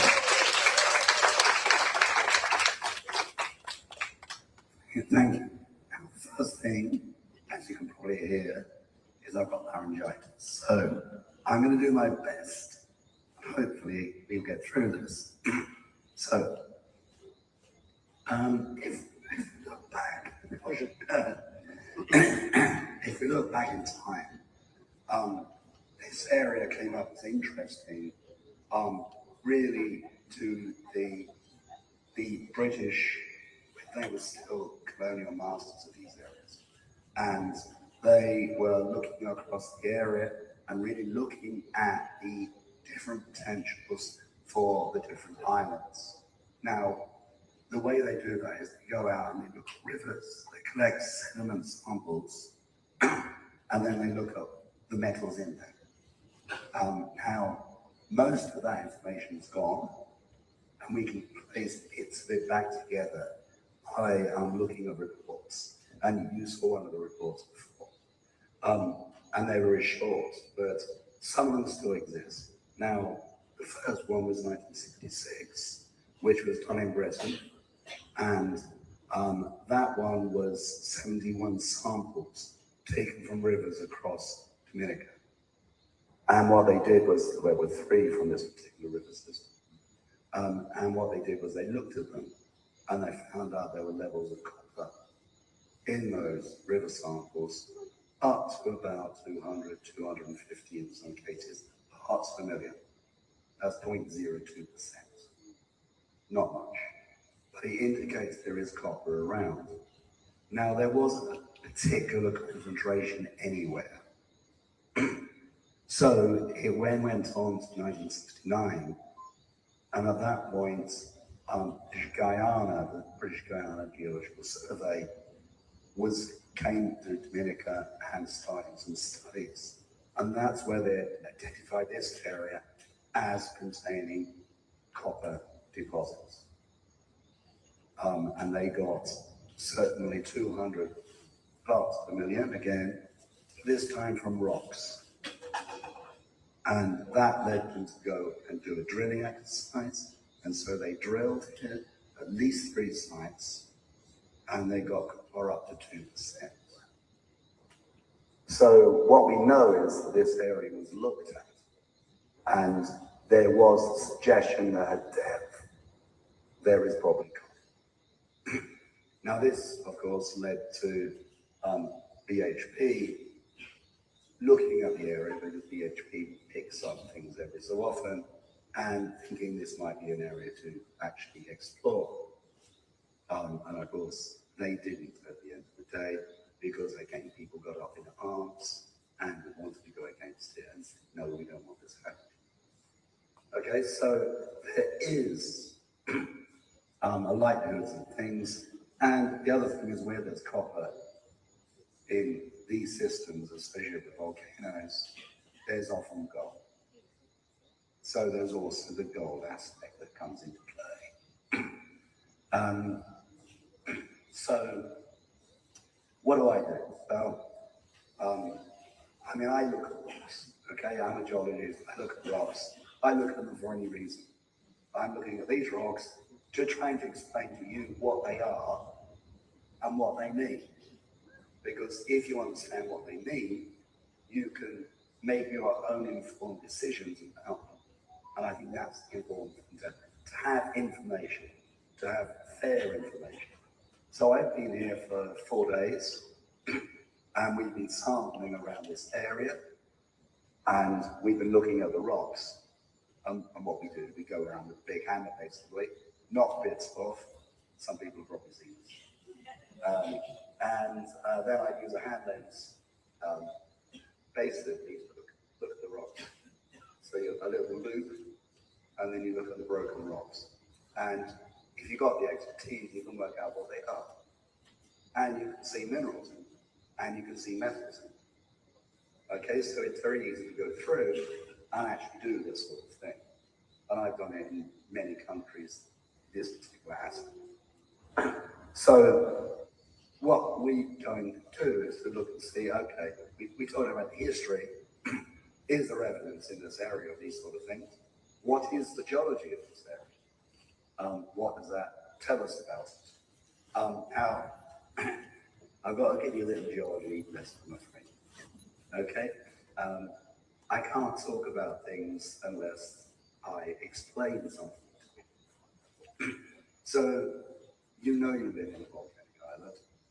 Okay, you know you've got really lots and lots of volcanoes, and they produce igneous rocks.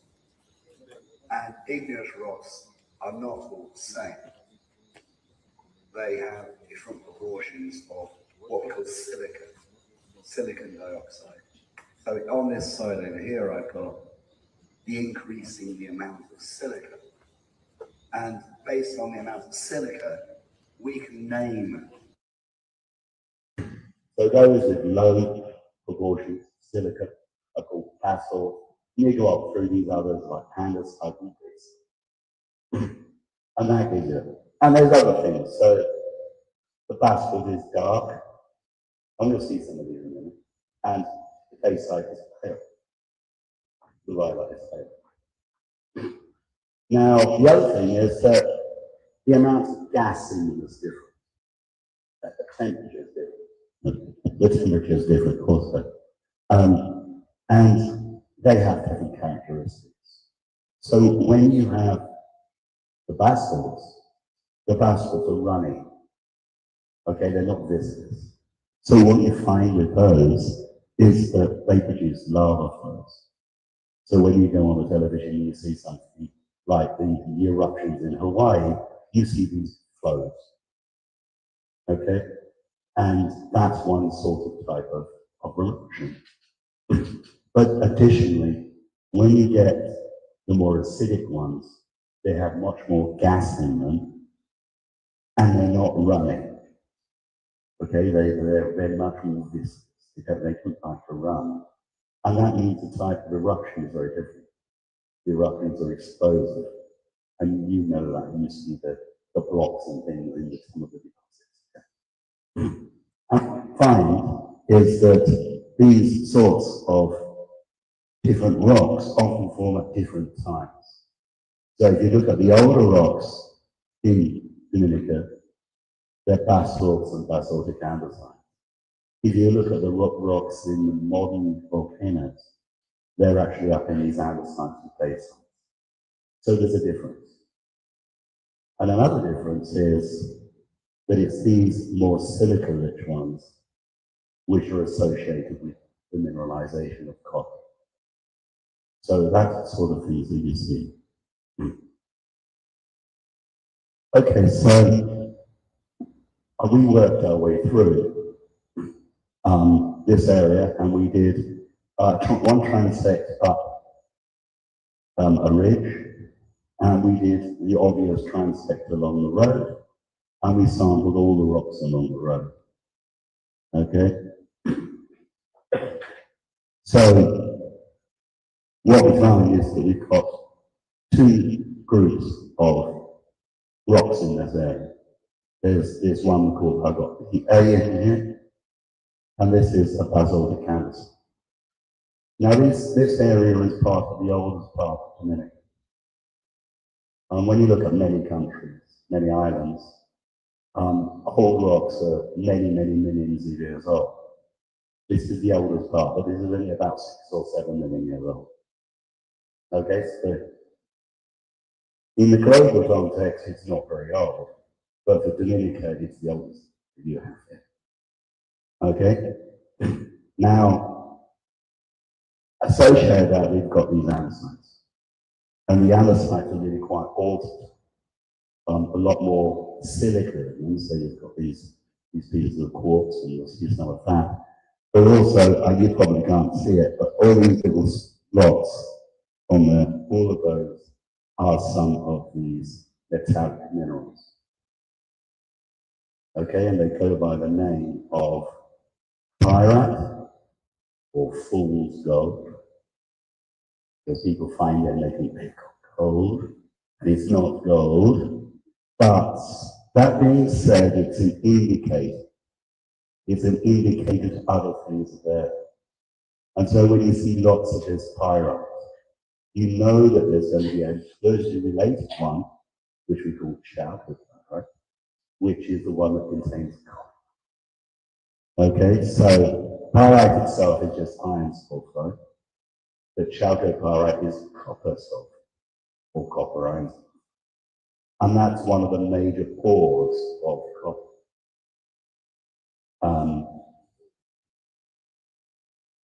As I say, it's an indicator of other things associated with how you often get other minerals like gold.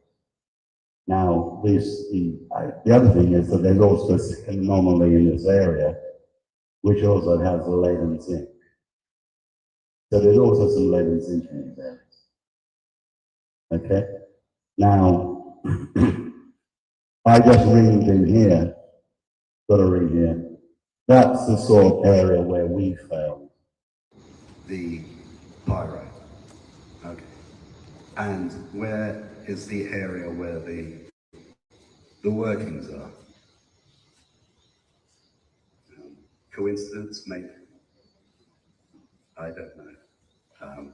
What I can do is I can present you the information.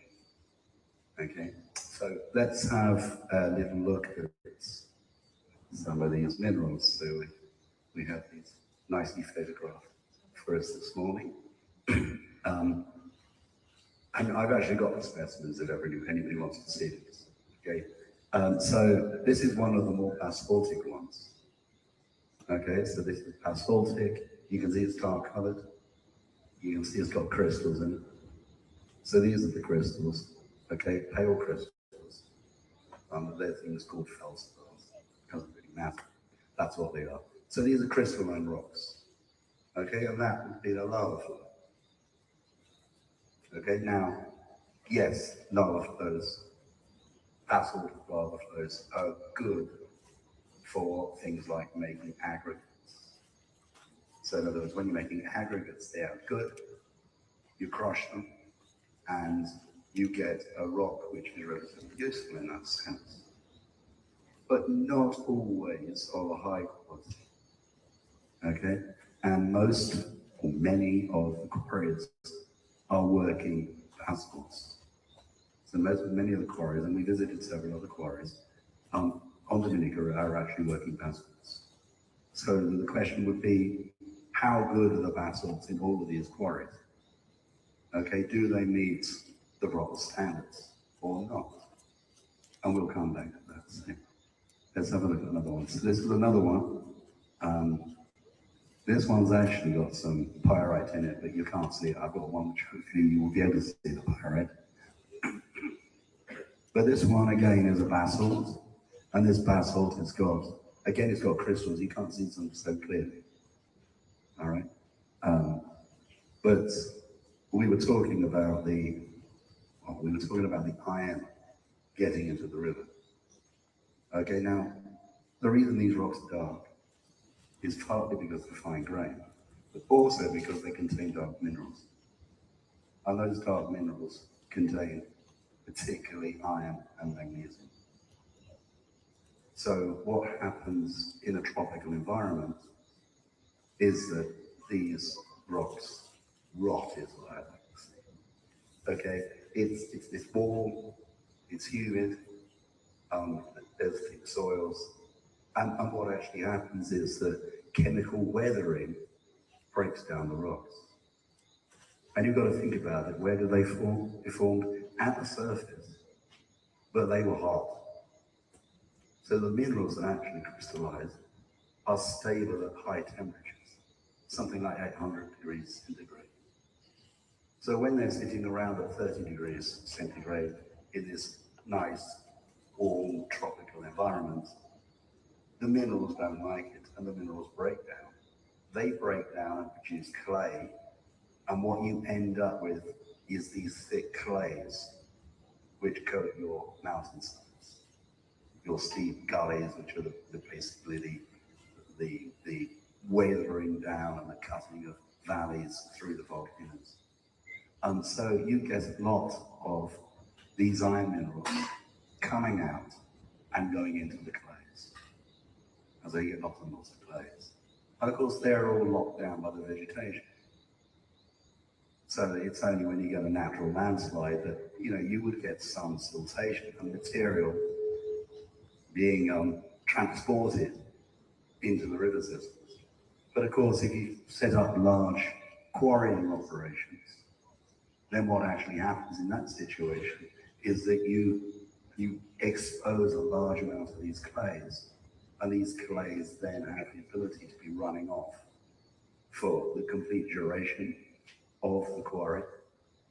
They can run off for wherever you dump the material you take out the quarry that you don't use. And it might take many, many years for a stability to come back in afterwards.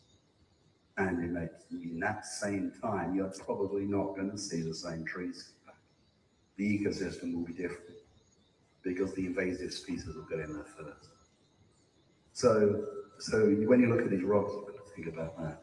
So if we go to the next one, now this is a pale one. So this is probably a taste. And here you can see the black minerals. Okay, those are actually a thing called amphibrols. Okay, but there's also free quartz in that, but it's not easy to see. If I had, I'm going to do, if I can get them home. If I can take pieces back, I'll take some nice photographs and share them back here, so that they can actually share them to people. But this is a different rock, okay? You can see it's paler. It's more acidic. In fact, this is a much younger one. It's actually from, I can't remember the quarry. This rock is from Anne's Domain. Okay, there you go. So that this one is another one. But again, it's a good looking rock. It would probably make good crushed stone as well. Okay, it doesn't look like it's got a lot of porosity. So let's go on to the next. Okay, so we sort of talked about copper. Now, we often sort of say why you get copper. So what we have, of course, we have volcanoes. Okay, and the volcanoes are produced by the melting of material going down the subduction zone. It melts and then it comes back up to the surface. Okay, and it's what we call a plumbing system in a volcano. And as it comes up, it sort of comes up, but you get not just the lavas, which would be at the top, this is in the heart of the volcano, but what you actually get is you get other fluids coming through it.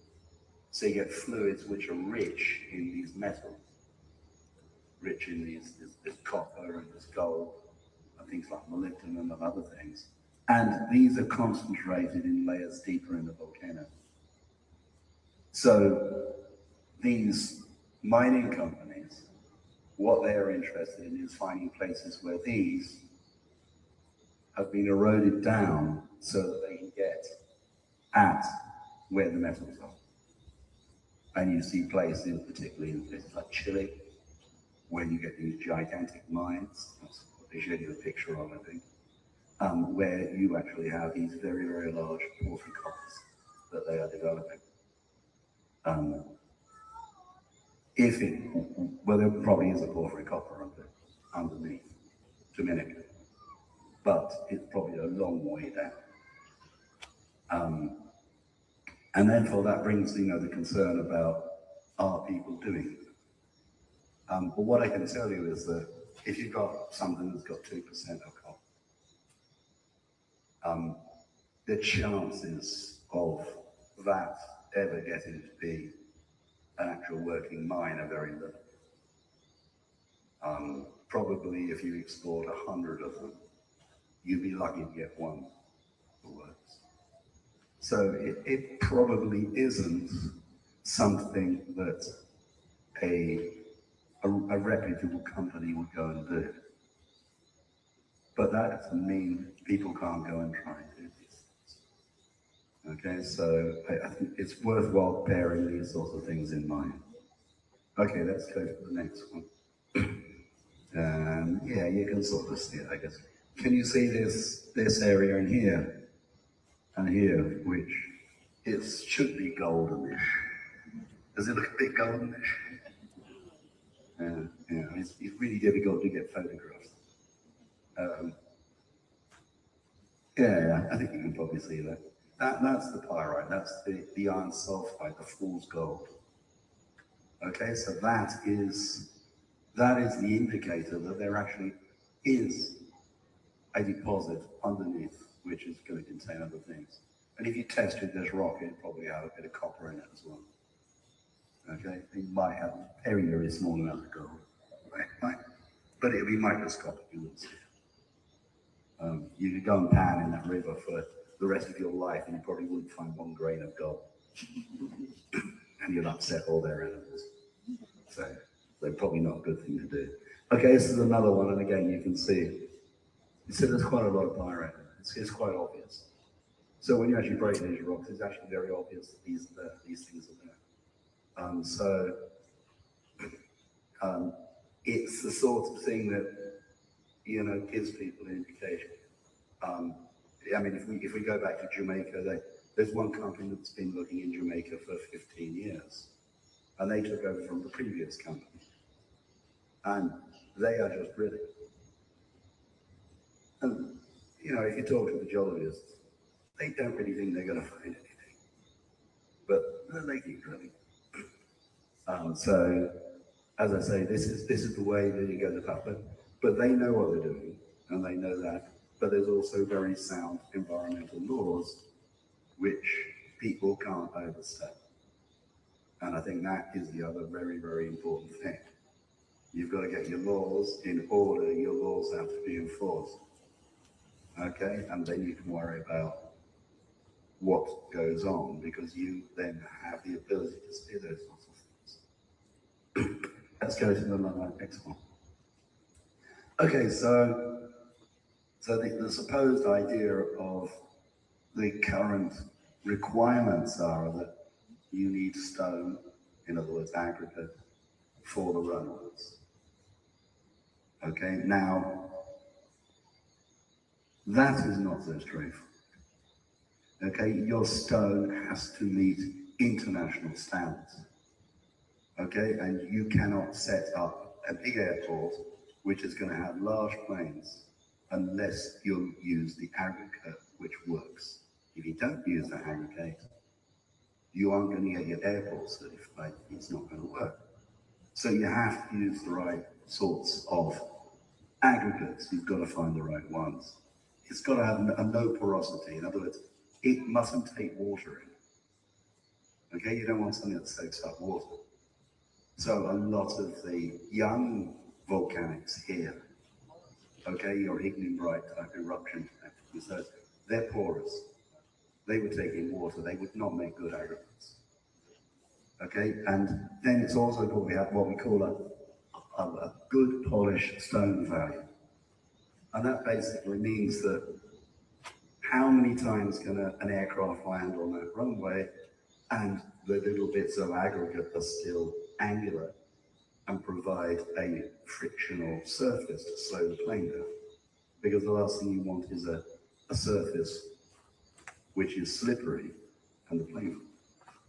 So you have to find rocks that have the right characters. That's just two of them. There are other characters, but I picked on just two to say that. And typically it is things like basalts and granites that we use. And so there's lots of basalt. But of course there's a problem.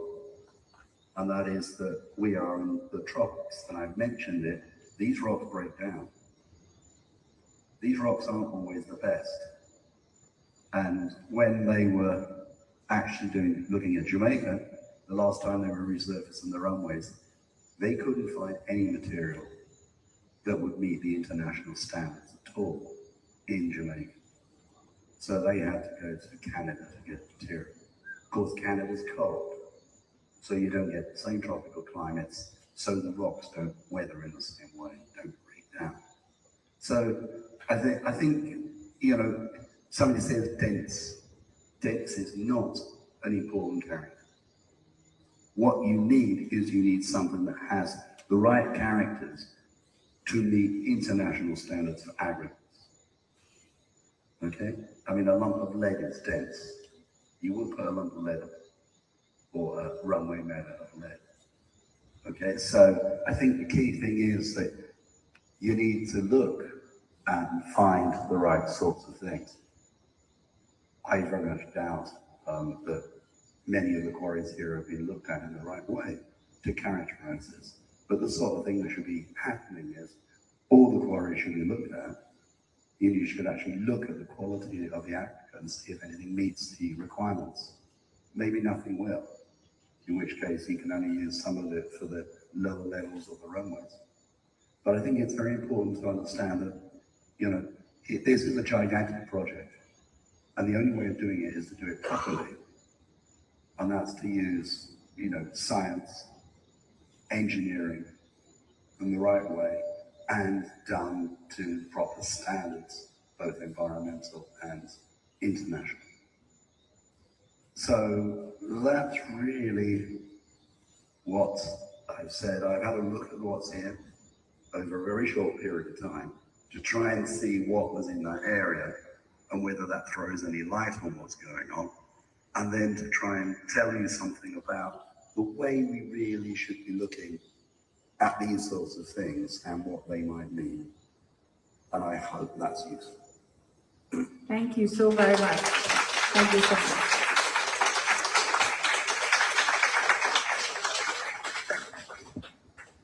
Before we take questions from the audience, I want to ask you a question.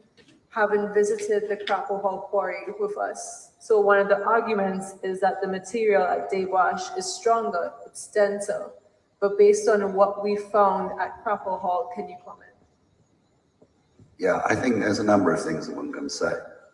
Certainly, along the river, we've got different types of rock. The ones which have pyrite, okay, are hydrothermally altered. I have no idea what they would look like as aggregates. And you can see that they're alternating along that river course. So what you would end up being able to extract out of that, I don't know. I think it would take quite a lot of looking at to work that out. When you're at a Crapo Hall, what you see there is it's just basalt flows. Okay, it's just a stack of basalt flows with weather intervals between. But the aggregate that was coming out there looked reasonably good aggregate. No tests, but just from an observation, it's the sort of thing that you would go forward and test. That's the way I would say it. So I can't see why that isn't something that could be looked at. Okay, thank you. Thank you very much. I feel like for me, my summary right now, and we have one more presenter to go, is that Dewash was never considered. It's affecting us all. It doesn't seem to be a better site. And so yes, some answers I think really are quite needed. But let's open it up to you guys. Any questions that we have for Professor Simon here? Just Simon's good enough. Okay, for Simon.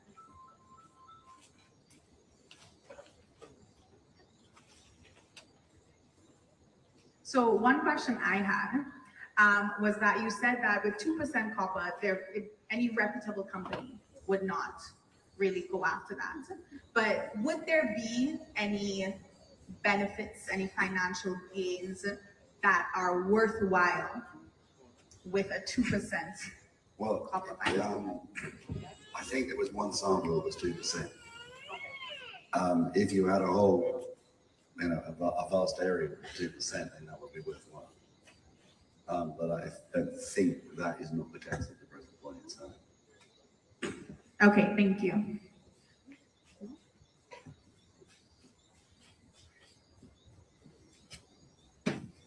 Thank you. The question I have for you, Professor, is the culture of people and the things they do gives you an idea of their intentions, right?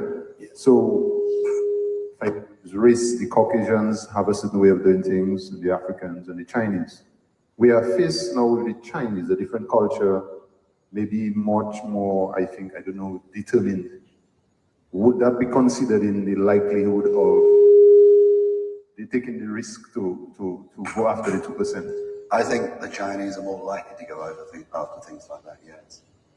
I do believe that they are likely to do that.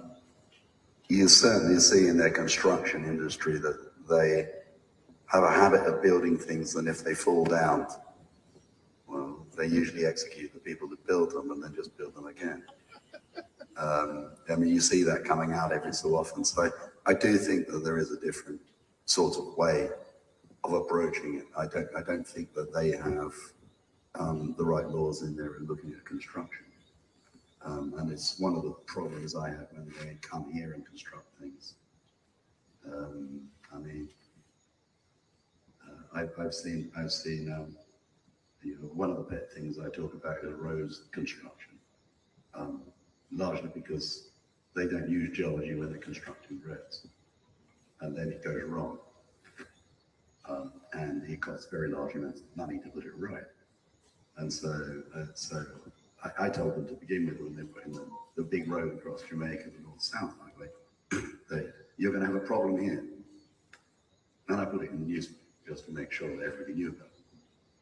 And they said, no, we're not. A year later, the company comes to me and says, we think you've got a problem. I said, yeah, I know we've got a problem. So they said, all right, we've got the cause, we'll show you the cause. So they showed me the cause. And I said, yeah, you're building on a landslide. The whole thing is a gigantic landslide. At that point, it's for the French company. The French company flew in 5 engineering geologists. They went up in a helicopter, looked at it, and the next day they abandoned the project and left Jamaica. Because the laws that they were being governed by in the EU would affect them if they got it wrong. Now, who should come in and then complete the road? Chinese. So, and of course, it fell down.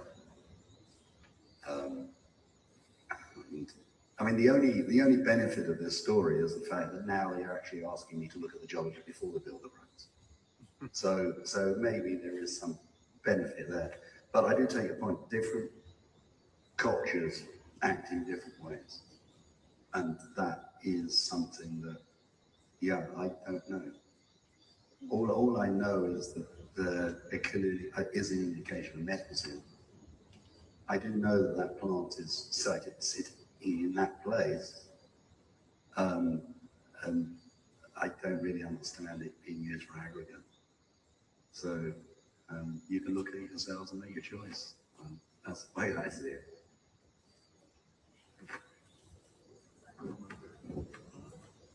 Let me say good night here to everybody here.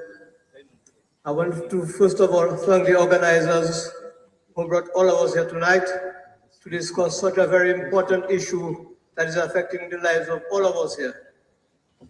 My name is Charles Williams. I'm a former Kalinago chief.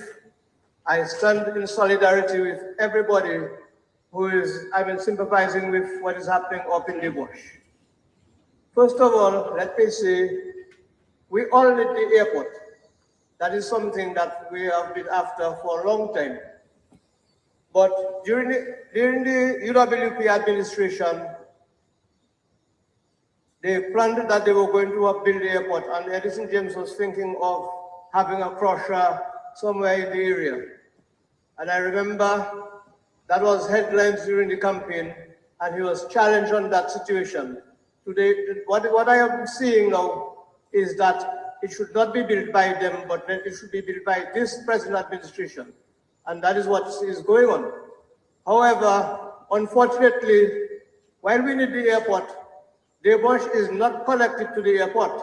The bush is connected to the airport because they want the stone there for the surfacing of the airport. And we need that, yes. But there are many areas in Dominica we can find the suitable stones to seal the airport, apart from the bush. And we can see in the presentation tonight, I observe the excavating continues going up the hill and up the hill and up the hill. And why up that hill? When we know when Sintra was doing the road, right at the entrance of the Debosh Bridge, you can see the remains of where Sintra took stones there to seal the Hatton Garden Postpuff Road.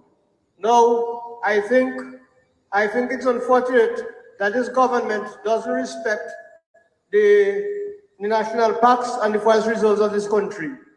If I may say, during the radio programs, you heard people like Lloyd Pascal saying that the Prime Minister was involved in exporting 12 of Dominica's parrots, 2 Cicero and 10 Jacos.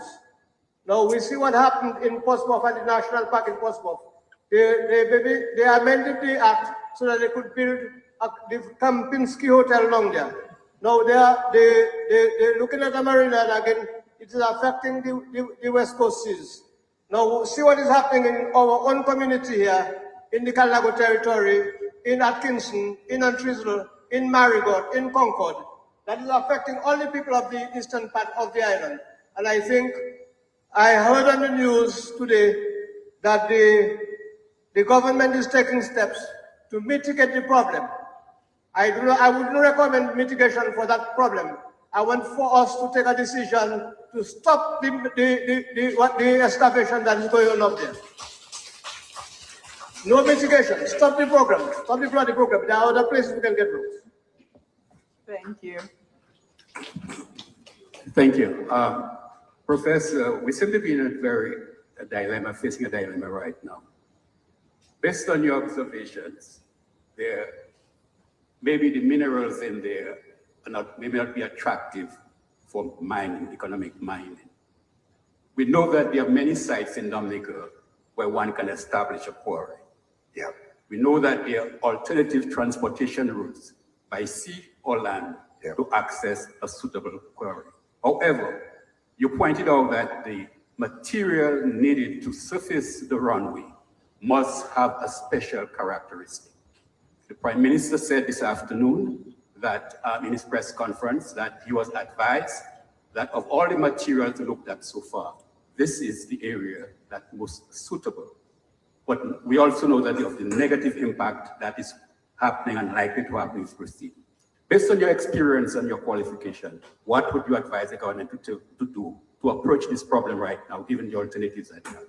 Well, I think what is needed is that the aggregates from the different places, those that are active quarries at the present time and those that potentially could become quarries, are basically tested.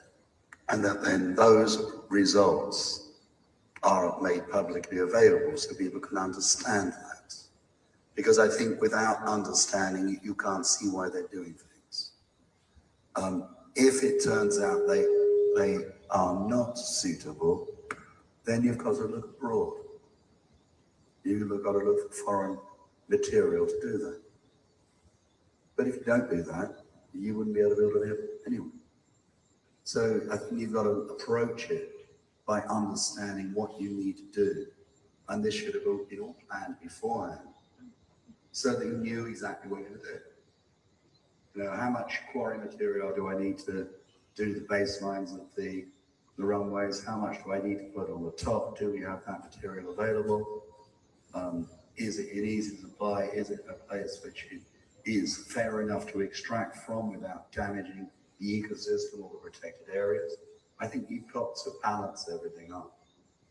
And I think it's the balancing that upsets people when it's the wrong balance. And I think that more transparency, explaining what's going on, and providing the information, providing basically the technical information so people can understand it. That I think is needed. Yeah. My observation is today the Prime Minister made 3 points. The area has the best material for the airport. And when he is through with there, he's going to replant the area with forest. And I don't have I'm not a forester, but I have a little bit of forestry background. And I understand soil a little bit. I'm a farmer by the way, so I deal with soil all the time. And I can tell you the area there in question in Deux is a very, very difficult area. I worked there myself in the 60s, 69, 70. When they did copper mining in Dominica, I worked with them. That was my first job when I left school. And I can tell you the area there is very, very difficult. And to get through to the required material we want for the airport, you have to dig very, very deep. And by just passing on the road, they have just started excavating. So if we need to get the real material, you're talking about maybe 500 feet. And the fact remains, where are you going to dump all that earth you are going to remove on top that material? I am not too scientific, so I don't want to go too much with the doctor way. But in my own simple observation, where are you going to dump all that soil? Already you're dumping it in the Concord Valley. It is creating a problem. People are getting scratch when they go and bathe, etc. And so that's my concern. The other concern I have is if you are going to replant the area after you have excavated the area, when you remove the topsoil, what you're remaining with is with rocks. Are you going to plant forest trees in rocks? I mean, I don't understand that yet. I mean, I am not too intelligent, but I don't understand how you're going to plant forest trees in rocks. Well, invariably, so that's my concern about it. Invariably, when you talk about returning it, it usually doesn't go anywhere near to what it used to be. So in other words, in Jamaica, they mine a lot of bauxite. And they cut the trees out, and it comes back, and it goes down the grassland where they grow cattle. It doesn't go back to forest. And I don't think you would ever be able to put something like that back to forest.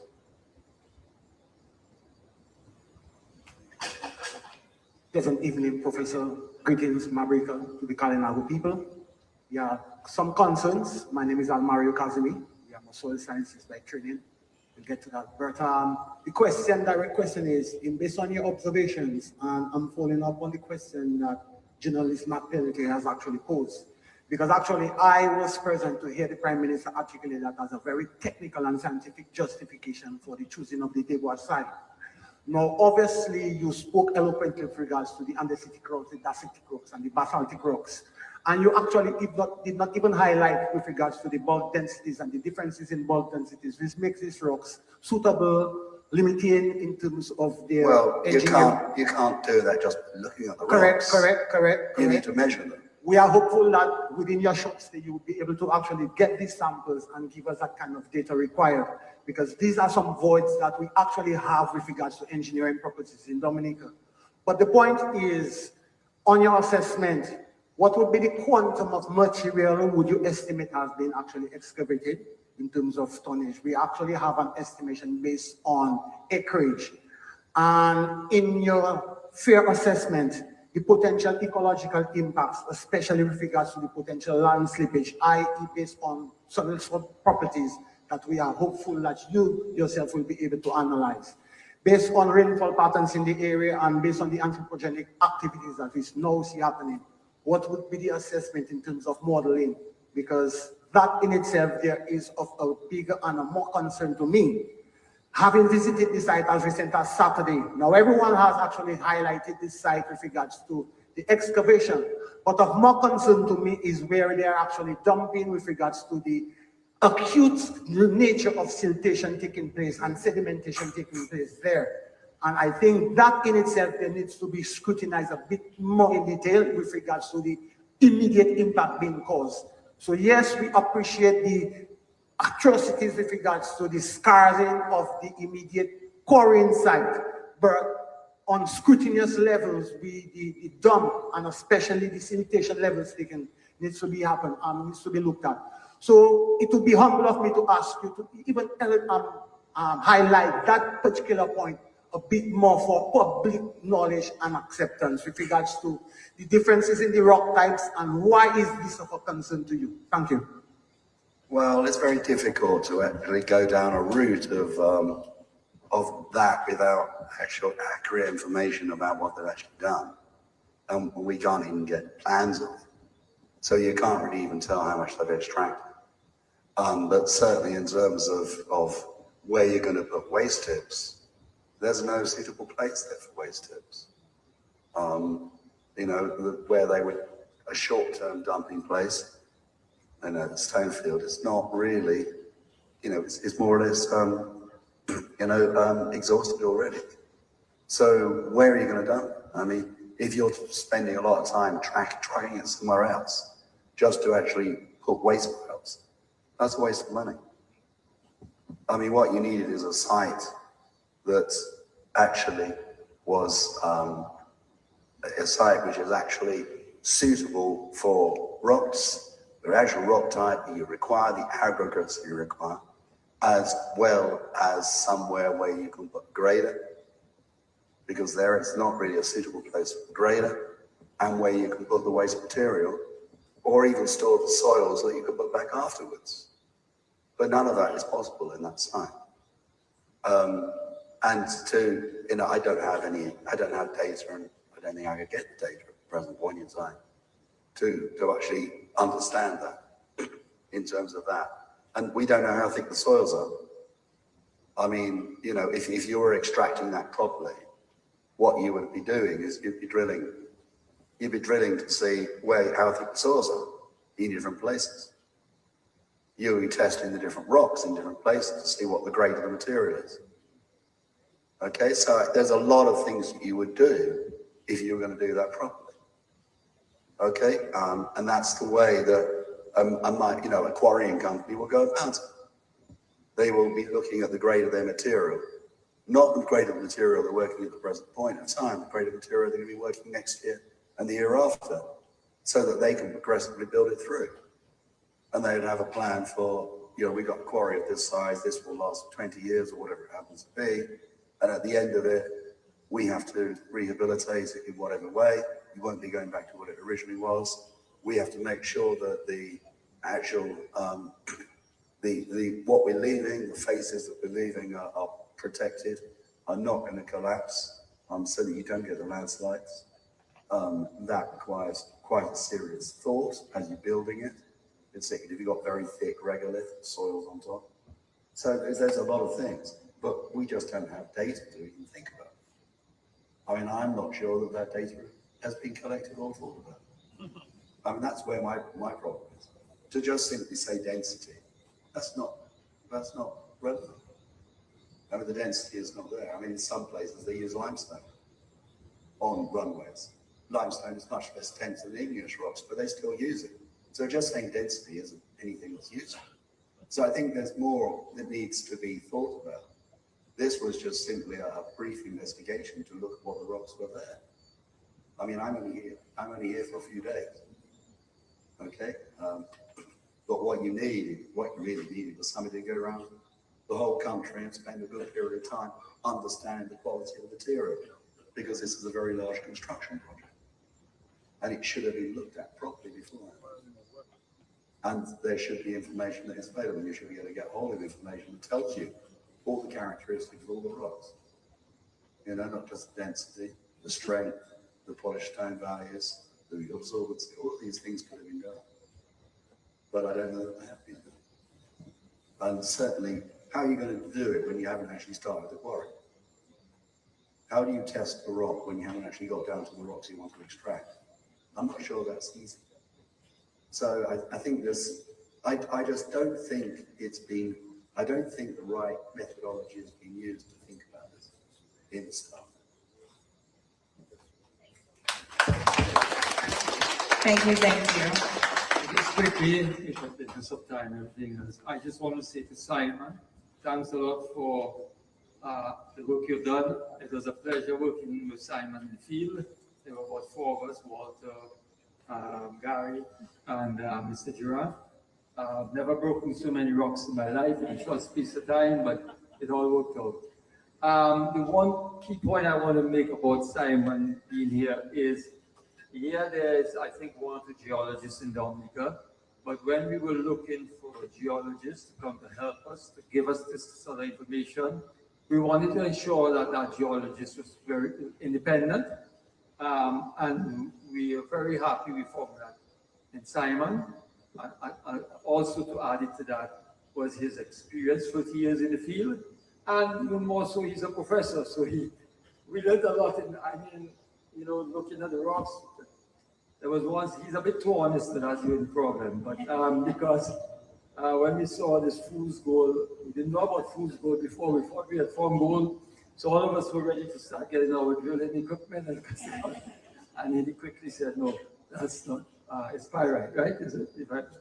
So that's about it. Thank you, Simon, again, we appreciate it. Thank you, thank you.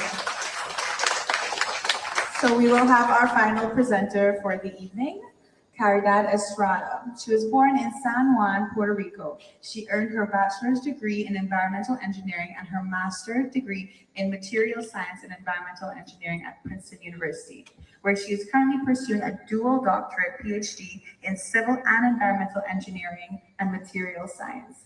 Her research studies how rock, minerals, water, and pollutants interact in the environment and how these interactions affect water quality over time. She uses a combination of lab experiments and computer simulations to understand how changes in minerals can influence what ends up in our water. Her work examines processes directly relevant to mining and other extractive industries, including mineral stability, surface reactivity, contaminant mobility, and long-term environmental persistence. So let's give a round of applause to Karen. Thank you all. Those are online, that are here. I thank the Kalinago people for welcoming us into their sacred land. And today I'm just going to be talking about mainly the environmental impacts of extraction activities. Whether it is mining, quarrying, or other activities that they may be claiming to use this site for, these impacts are all the same. And most importantly, many of these impacts are categorized into 2 timelines. So we have short-term impacts versus long-term impacts. Our short-term impacts that we have already started seeing start with the noise and the dust from blasting, drilling, and heavy machinery. We also have water contamination from the sediment or chemical spills in nearby streams. And finally, we also have habitat disturbances. So animals are moving away due to noise and activity. Our longer term impacts that can slowly develop over months, years, decades, or even centuries are often more difficult to reverse, which is one of the conversations we were having leading up to this presentation. One of them being soil loss. So this erosion, removing the topsoil needed for plant growth, or salinization, or the salt buildup in soil from poor drainage or exposed minerals, landscape alteration, and finally, species extinction, loss of plants or animals that cannot adapt. One thing I would like to highlight from this, is that because these animals are also moving away from this area or losing their habitats, the human health impacts are many that we've already known today. such as Ebola, COVID, SARS, that all comes from animals losing their habitats and encroaching where people are inhabiting. So the closer we have these animals to us, the higher the transmission of diseases. I won't go into that because that's not my expertise, but it is an impact on human health. So what is erosion for those who don't know? The process where soil and rock are worn away by wind, water, or other natural forces, and they're often made worse by extraction activities. And Janelle's earlier presentation, she was talking about how Mother Nature does these things naturally. They do come in pulses over time. Excavation activities further aggravates this, and maybe what we would have seen in perhaps 5 to 10 years, we start seeing rapidly in 1 to 2 years. Wind erosion, because of the loose soil and dust, exposes all the extraction sites are then blown away into communities where people are living, such as the Kalinago territory and even further. This can travel long distances, even onto other sides of the island. We also have gully formations, which are channels carved by running water that can make land unusable for farming or wildlife. At this point, this type of erosion would really make that area unsuitable for any industrial use or agricultural. So that is one thing to keep in mind when we talk about rehabilitation. And then finally, the water erosion that we have from rainwater. Someone had mentioned our patterns of rainwater here in Dominica, washing away a lot of these soils and chemicals into nearby rivers and lakes.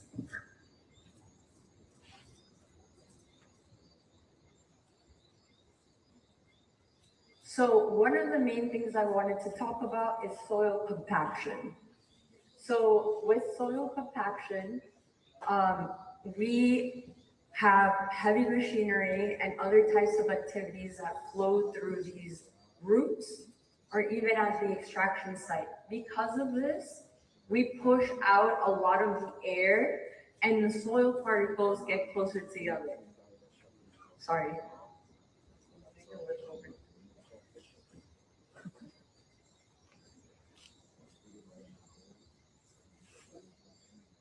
I care about this issue so much that I'm very emotional right now.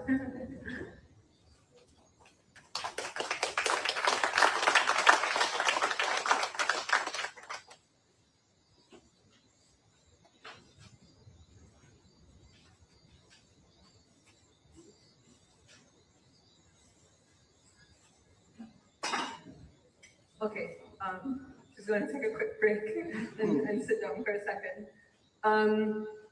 So she's just asked me to read through the slides. So soil compaction happens when heavy pressure, often from extraction machinery, like haul trucks, bulldozers, and excavators, forces soil particles close together, squeezing out the spaces between them. The impacts are reduced air spaces into the soil, makes it harder for water to soak in, less water reaches aquifers and groundwater, preventing them from being recharged. It limits root growth for planting, for plants, and flood risk increases. So on my right, you have healthy soil. The soil particles are spaced apart, allowing water to move easily down to plant roots. And then here you have compacted soil. The particles are tightly pressed together with fewer spaces between them. So the water is not quite reaching where it should. I'm back. So another point of the soil compaction is that it's affecting sites more than just day wash. That means all the roots that these machinery, these trucks, all the things that we're transporting to the site to do any type of extraction activity is also affecting soil that's coming up to that area.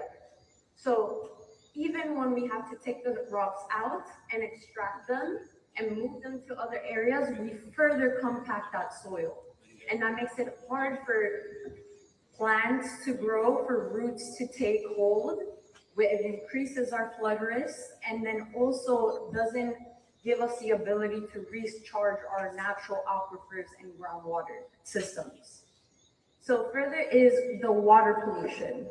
So with the water pollution, one of the things that our previous presenter had spoken about is that when certain rocks are exposed, and in this case, we have a lot of sulfide minerals, when they're exposed to air and water during extraction, they produce sulfuric acid. This acid leaches toxic metals like lead and arsenic into nearby water sources. One thing to note is that lead and arsenic already naturally exist in many of these minerals in our Earth's crust. However, because we are disturbing the soil, we are extracting rocks, we release more of this contaminant into the water and into the air. Further is the runoff contamination. Once these contaminants that I just spoke about travel beyond the mining site, polluted water can also seep into the groundwater, leach into different surface water systems that we have a lot further than just in this area. We're talking about to the other side of the island, because relatively when we look at water systems, they're all interconnected. The distance of Dominica for these contaminants to travel is very small. To us, it seem big. It will take us maybe an hour and a half, 2 hours to drive from one side to the other. But for these particles, that's just nothing. Given with how much rainwater, how much humidity is in this island, you're able to have these travel long distances. And then we have our air pollution. So if we were to blast it into smithereens, quote unquote, that would create a lot of particulate matter. So particulate matter is actually a measured pollutant by the World Health Organization, by governments across the globe, and ones that should be monitored here in Dominica.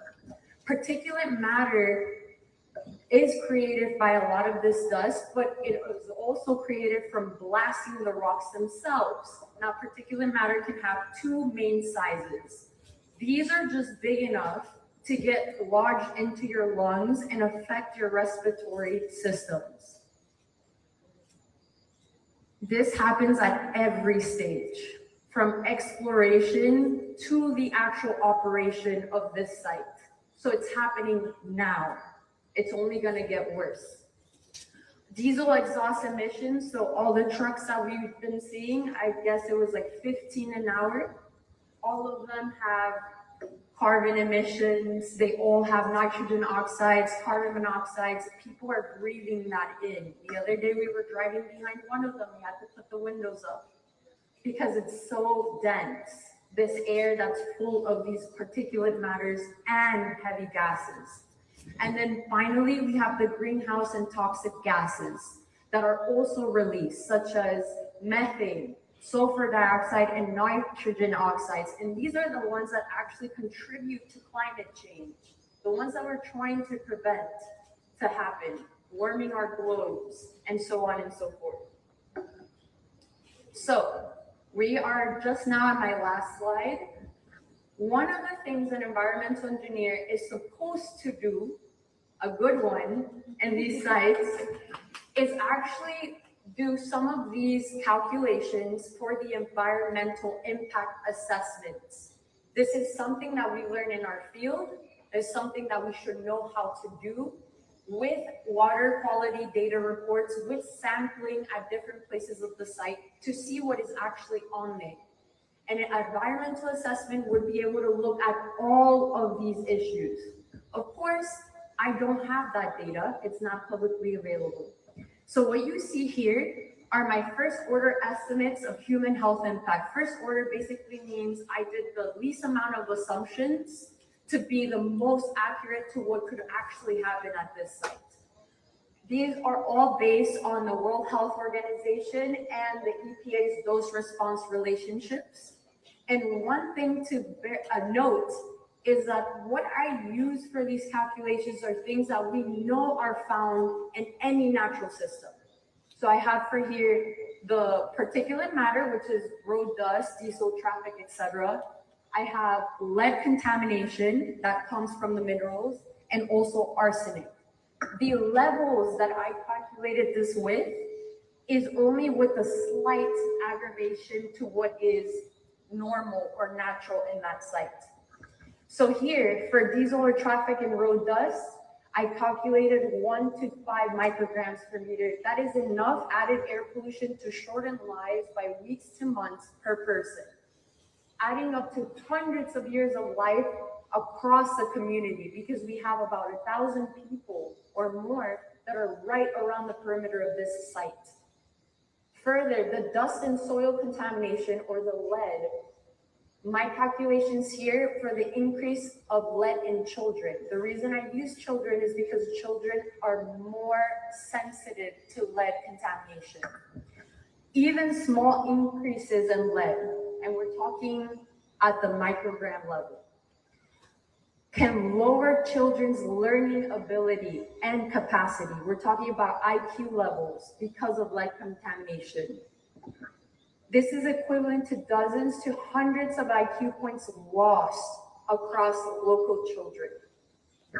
And on my last one, I have the arsenic. Like I said, comes from the same rocks and minerals that we're exposing to air and water or we're destroying.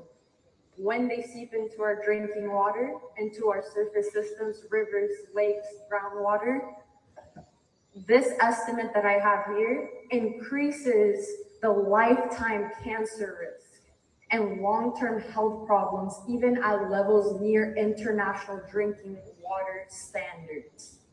To the next slide.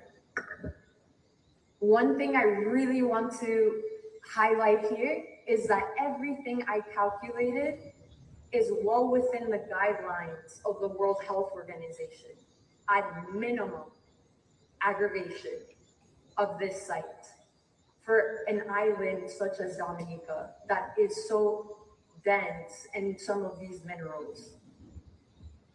Even though the pollution levels might be considered acceptable or legal, they can cause serious harm. The international guidelines are not safety thresholds. It should be the minimum. We should strive to do better with our levels. And when you have extraction activities such as these, you inevitably are increasing the levels of these very basic contaminants. We have not sampled the site, so there could be more in that site, such as mercury, such as microplastics, forever chemicals. There could be more that enhance some of these contaminants being more harmful to human beings. Why this matters? Well, air pollution, water contaminants, they are all extremely dangerous, even at low concentrations, because of the time of exposure. The bottom line is that if we want to keep the health of our people here in Dominica, we must put a stop to these type of extraction activities that have not done a proper environmental impact assessment. If they were to do these calculations, they would soon see that it could not be approved. And that's it. Thank you so very much. That was an excellent presentation. So we'll open up for a very brief question and answer. It is getting late, but I know we all have things to say. And so raise your hand, I will come to you. Thank you very much. Good evening, everybody. I came here tonight when I heard the announcement of this event, and it was my intention to come here to learn, so I would sit quietly and listen and learn. But I have learned too much already today. There is more than a university degree to have learned so much that we have done tonight, and I am tempted to say something. My name is Lloyd Pascal. Some of you know me.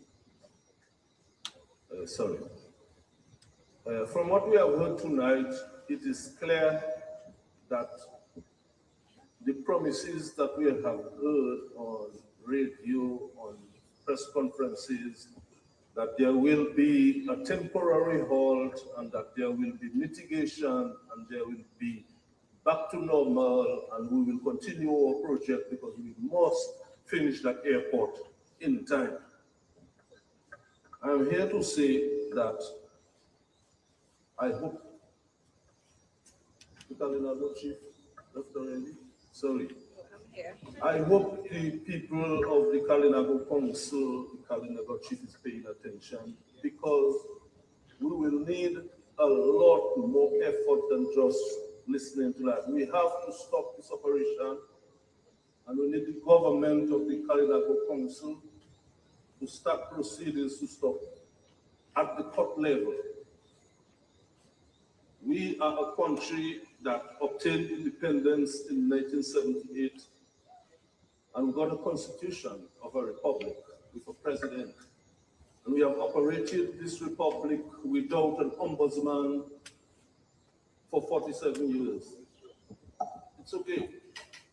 We are in a situation now where we have a situation of parliament without the leader of the opposition, and it's okay.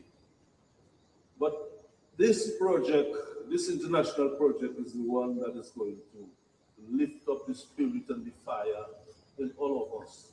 The country is destroyed already. The country is destroying too rapidly.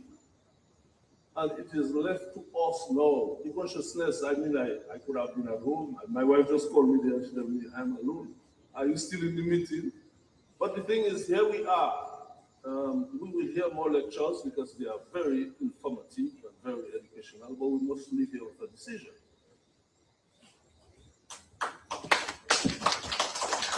We are all lawyers. We need lawyers. We need a lot of professional witnesses to go in court. People who can stand up on their 2 feet and talk about environmental impact assessment. Because we have never had an environmental impact assessment in Dominica. Based on what we have learned here tonight. They are lying to us.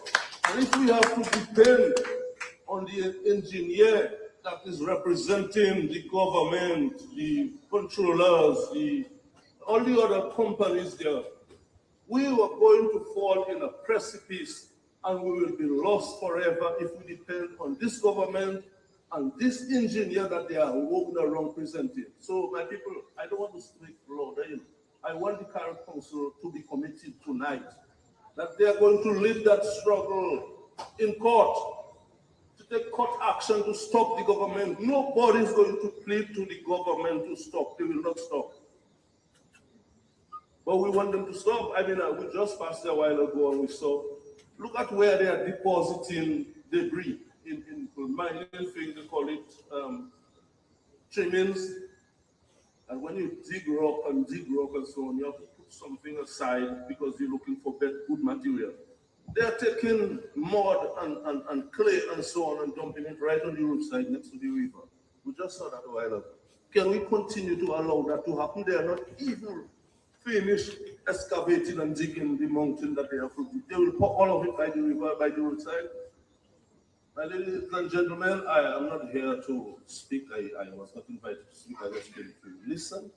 And I just want to make one plea. Let us put a governing council, a governing committee, a management team together so that we can take court action. That is the only way. The government of Dominica has violated every law. They violated the National Parks and Protected Areas Act. They violated the Planning Act. They violated the Forestry Act. Are we going to sit there and beg them after they have broken so many laws of our country? Beg them to stop? Oh, please stop the little project in India.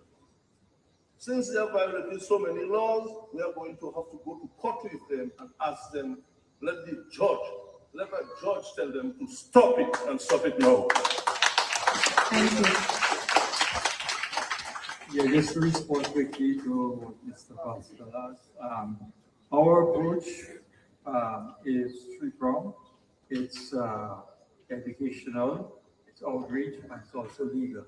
So there are things that are happening behind the scene right now that in terms of the legal approach, and hopefully in the very short term we will be able to get some results. Okay? Thank you.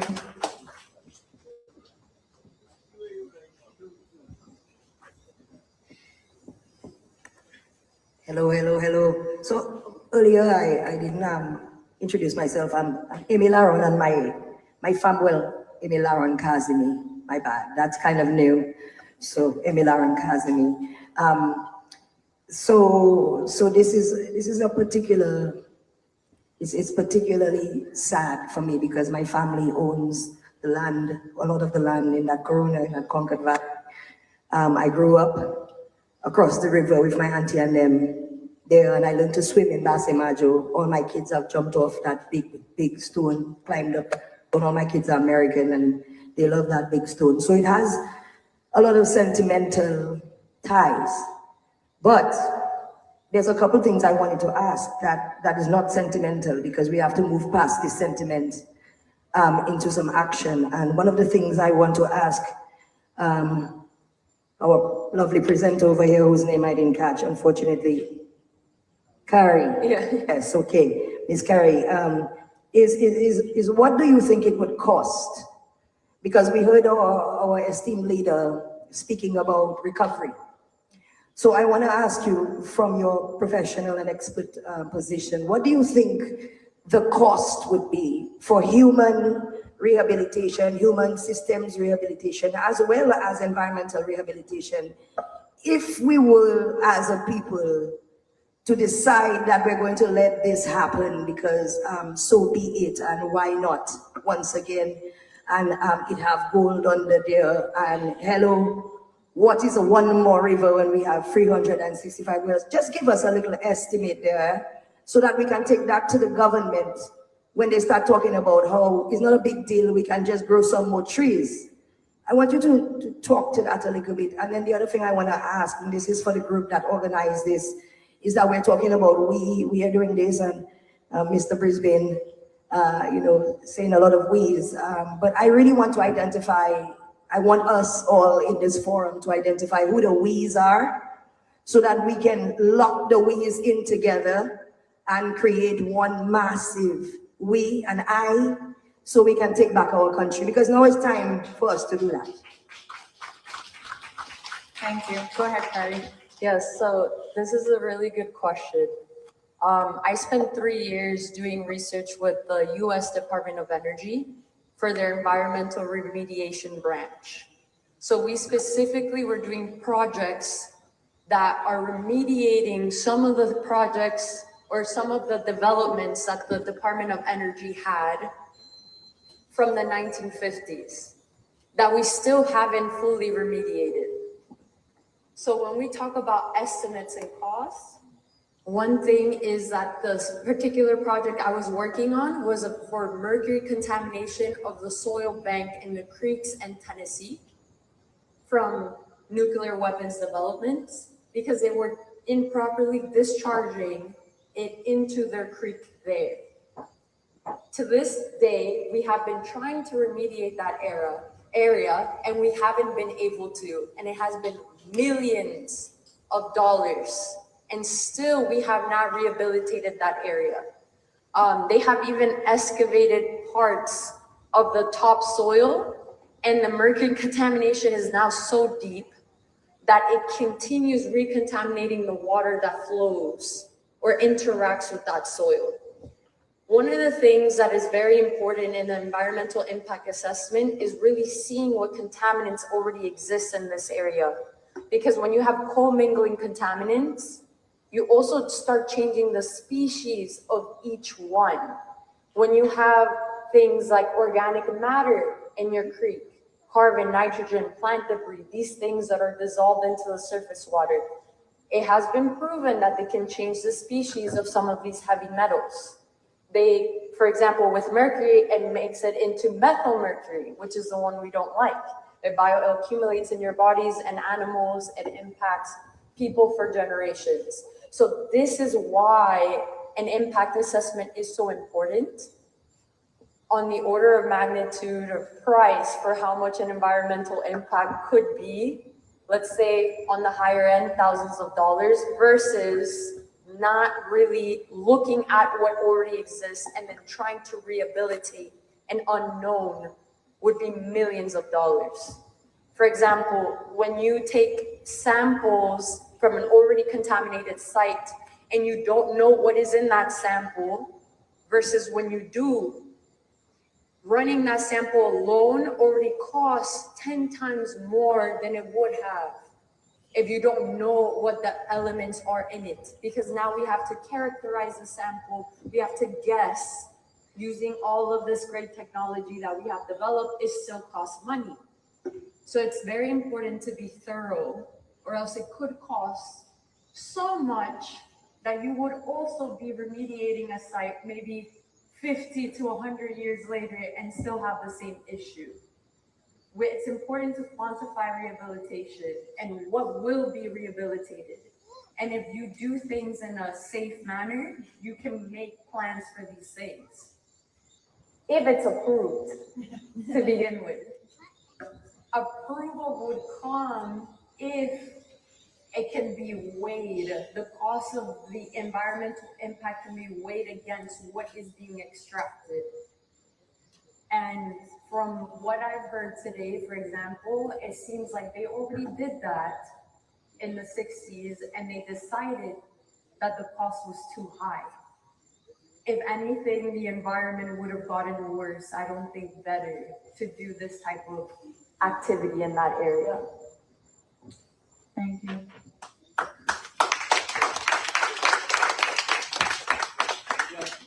Just briefly, we already know what will happen in that area. In the 1950s, late 50s, when they were building that road, some of you may be old enough to remember. Do you remember how long it took that hill to stabilize? We took to calling that area the slips, because every day with the rainfall of the area, there were landslides for years before the road settled down enough to be surfaced and it became a usable highway to the north. So it's not as if we don't know. I mean, Almario, Lloyd, and others, we have professionals in the society who can describe to us in great detail the nature of the land, the nature of the trees, the nature of the environment, and what will happen if you gouge it. Okay? So that's number one. And so these are some of our expert witnesses that are here in Dominica, and along with people like Simon and so on can be called in to go forward. The other observation is this. In the 1990s, when BHP came to Dominica at the request of the government of the day to explore the possibility of mining that area for copper, we said no. We at that time was the Dominica Conservation Association. We said no. And we researched it, and we got in touch with a colleague organization in Australia, which is the home base for that company. And they gave us information on what that company had just done in another country, Papua New Guinea, with a copper mine. Destroyed a huge area, many, many times the size of Dominica. But what got us, and it comes to the point that some of you have asked, is that BHP knew there was copper, but the copper was so far down. In fact, he said the minimum depth at which you would find a usable copper is 1,000 feet, but most of the copper is between 3,000 and 4,000 feet, which means they would have to dig a huge hole into which you could pour, literally pour a city before they would get to commercially viable copper. And that is what we were able to use against BHP in Australia to get them to stop, to get them not to start, because it's always more difficult to get a company to stop after they have started. But the fact is, what would be required to get commercial copper out of that hillside from what BHP told us is an operation that will clear 4 square miles of land, which is the size of the city of Roseau. and go down 2,000 or 3,000 or 4,000 feet, the place would be, not only would the rivers on this side be lost, but the rivers on the west side that draw water from that catchment would also be lost. And Dominica would cease to exist for all intents and purposes. I take Lord's point, and I do believe we have enough information that we can file an action in the court. For example, this is a project that requires an ESIA. Let's never forget, the only reason that they're looking for material in the Debauch area is because there's a project called an international airport project which requires material. If you didn't have that project, they wouldn't have to bother looking for raw material. So these two project sites are linked. In fact, the footprint of the international airport project has now got as far as Debauch. So when you are assessing the international airport, you have to assess its impact against not just the site in Westmead, but wherever it is they have to go to get anything to bring to the site. So which means Debauch. So it's clear to me their failure to do an ESIA, not only for Debauch, but you would be, some of you might be surprised to know, they do not have an approved ESIA for the international airport. Okay? So it means that the source project needs to be taken to court, not just the government, all the officials, the manager, the experts in the government that are saying, go ahead, let's take them to the court. So let's start making individuals who are advising to go ahead, let's sue them in the court. Let's make them pay along with the government. And there is an international court that we can go to get environmental convictions against the government. The International Court of Justice will hear a case against the government that has violated known environmental procedures and laws. So yes, we can start as soon as we have enough brave people assembled to go forward. Thank you very much. And we will just hear from one other individual before we do a presentation and a cultural performance. Carla. Thank you so much, everybody, for those presentations. I have a few things I wanted to mention, because obviously I'm not the only emotional one here tonight. But so much, so just congratulations on the organizers and the community, obviously. This is really such a beautiful space. Everybody in Dominica should know about the space. So let's spread the word. I just made a few notes, and I tried to be very quick. It's been a long night. And what I've heard this evening, that the proper process of environmental and social impact assessments and permissions have not been done.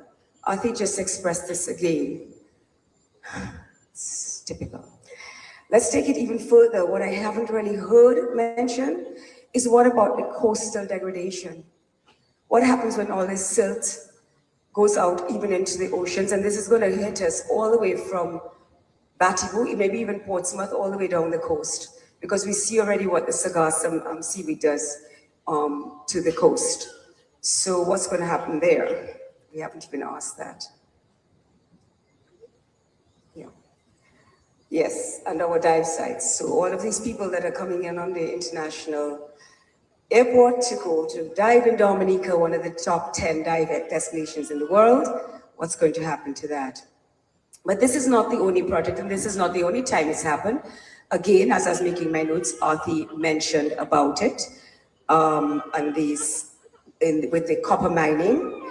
And I remember that we were sitting with our executive of SHAPE, that's almost 30 years ago, and the DCA, Arthur was the president of DCA, Dominica Conservation Association at the time, sitting and how are we going to approach the government to, you know, deal with this threat of the copper mining. We went through that.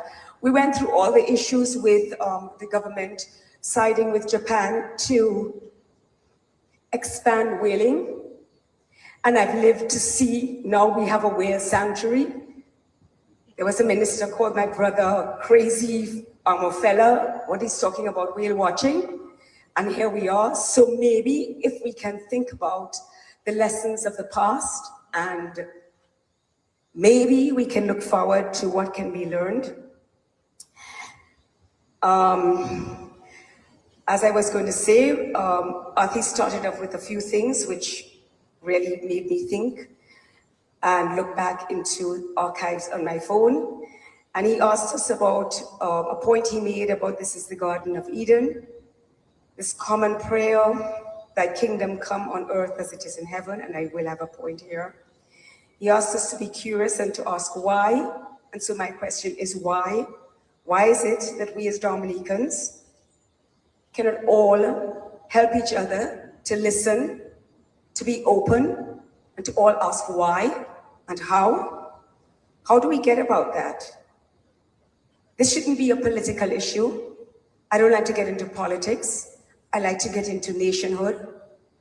And it should be about nurturing, all of us Dominicans, nurturing a sense of respect, right? A respect not only for each other, but a respect for Dominica, a respect for our nation and for our island. And in my archives, I brought this up, and I would like to close with my comments with this short poem that I actually wrote in 1996 about the copper mining issue. And I performed it at Caravana with Tim and Jessica many years ago there. And I'll just close with this. And I am speaking for Dominica. And I'm asking us to feel close to Dominica as we hear her speak. I'll try to do it justice. Who dare prod me? I gave myself, nurturing you and those before. Now I stand still when weapons come against me, my soul, my hidden treasures. Must I be perpetually violated? My verdant trench coat, scorched by sun and hands and man and now Chinese machines. No parts of me will feel, no more dew will moisten my skin. My rivulets of clear gold and parched will be parched, their beds cracked. Who will hear the midnight murmurs of my forest creatures? The noonday novenas of my children and their mothers? Who will irrigate their dreams? In resignation, I sigh for them. I do not hear their voices, cannot see their actions, because now no one holds me close. No one holds me close to their conscience. No one holds me close to the real vision. Who will hold me close? For Dominica. Thank you. Thank you. Thank you so very much, everybody. We will now be revealing a beautiful art piece that has been done specifically for this event. Okay, once again, just 10 more minutes, not too much longer. Okay, we are into the celebration. We said education and celebration, a lot of education, but no, we want to it's a celebration if you allow us. So this art was done, this banner was done as a theme banner for what the mission we're on. It was done by Lowell Roy, so we will unveil it, and he is providing us with an interpretation of his art. Okay?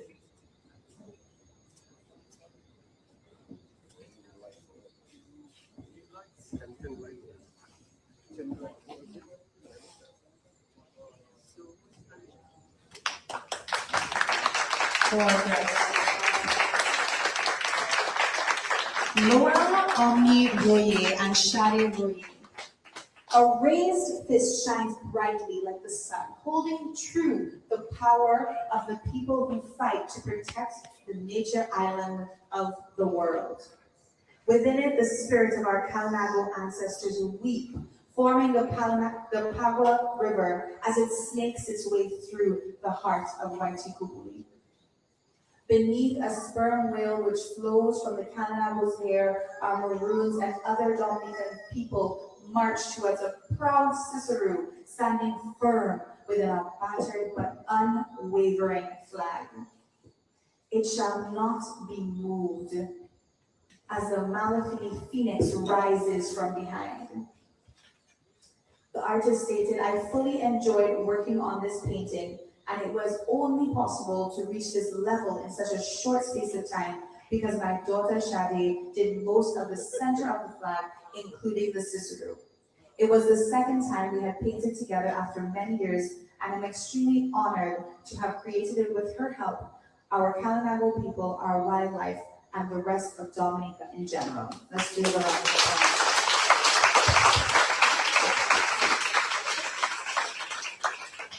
So I want to say a big thank you to Noel. I worked with him very closely in terms of trying to get this done in time. In fact, this was only finished today. And it took about 2 days to do it. And for that art, it's a very short time.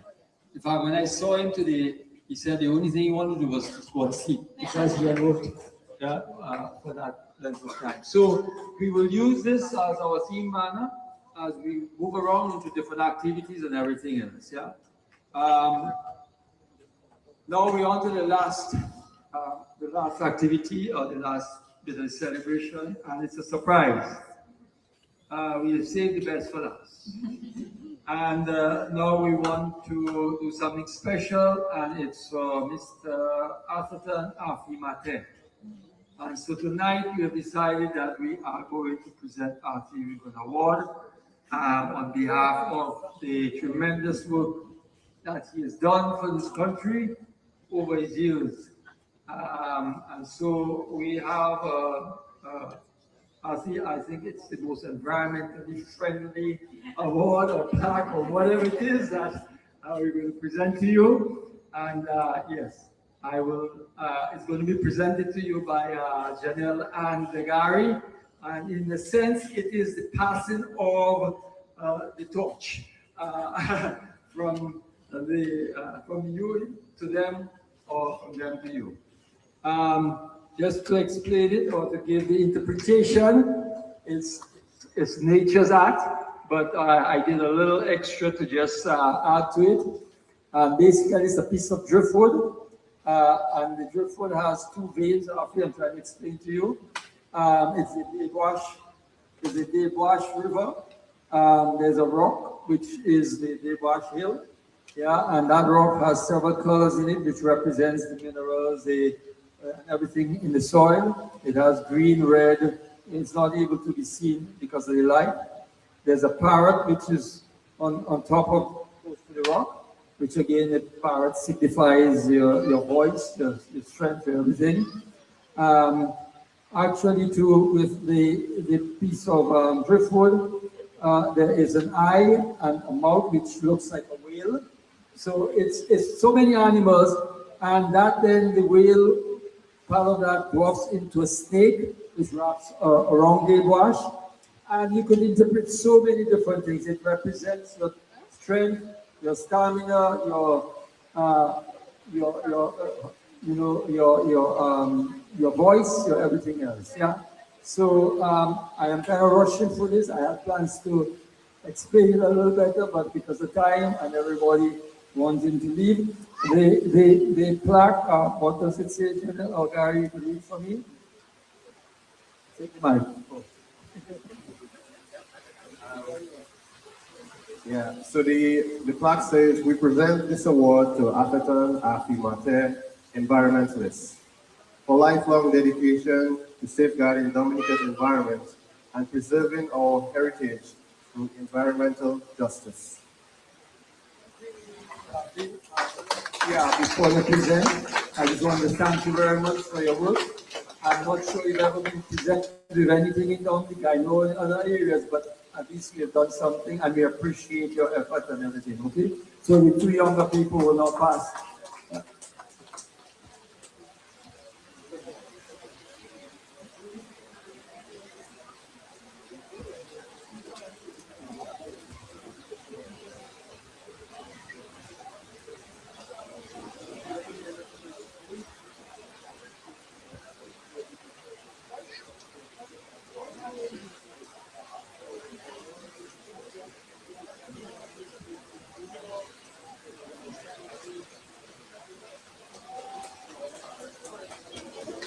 Okay, so let's have an explosion of what?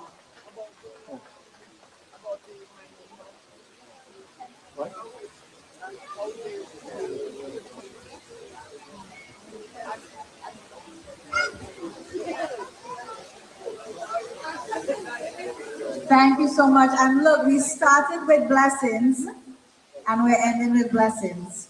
And so as Mother Nature blesses us, we're going to hear some amazing steel pan and experience the Karina Cultural Group.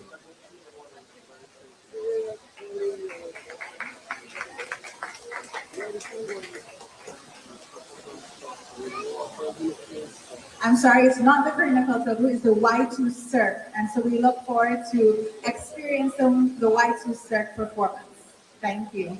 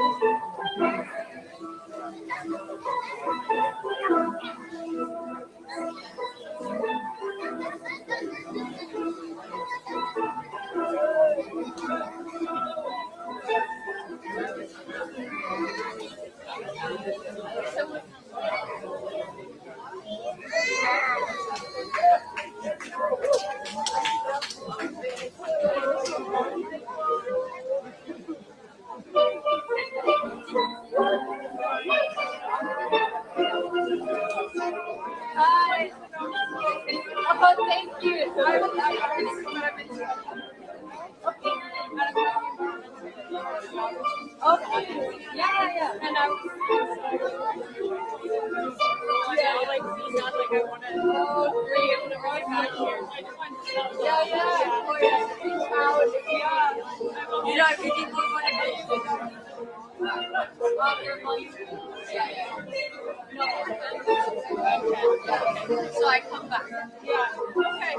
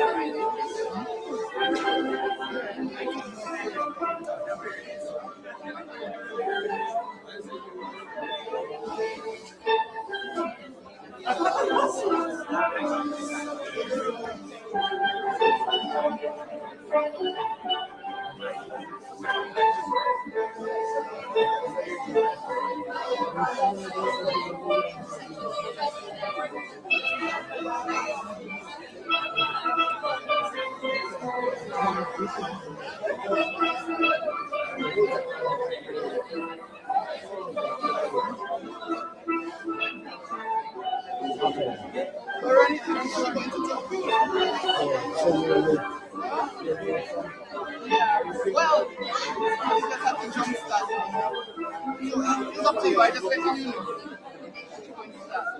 Somebody jump start me and waiting for me to follow them tomorrow. You can come now. Okay, well, I'll have to.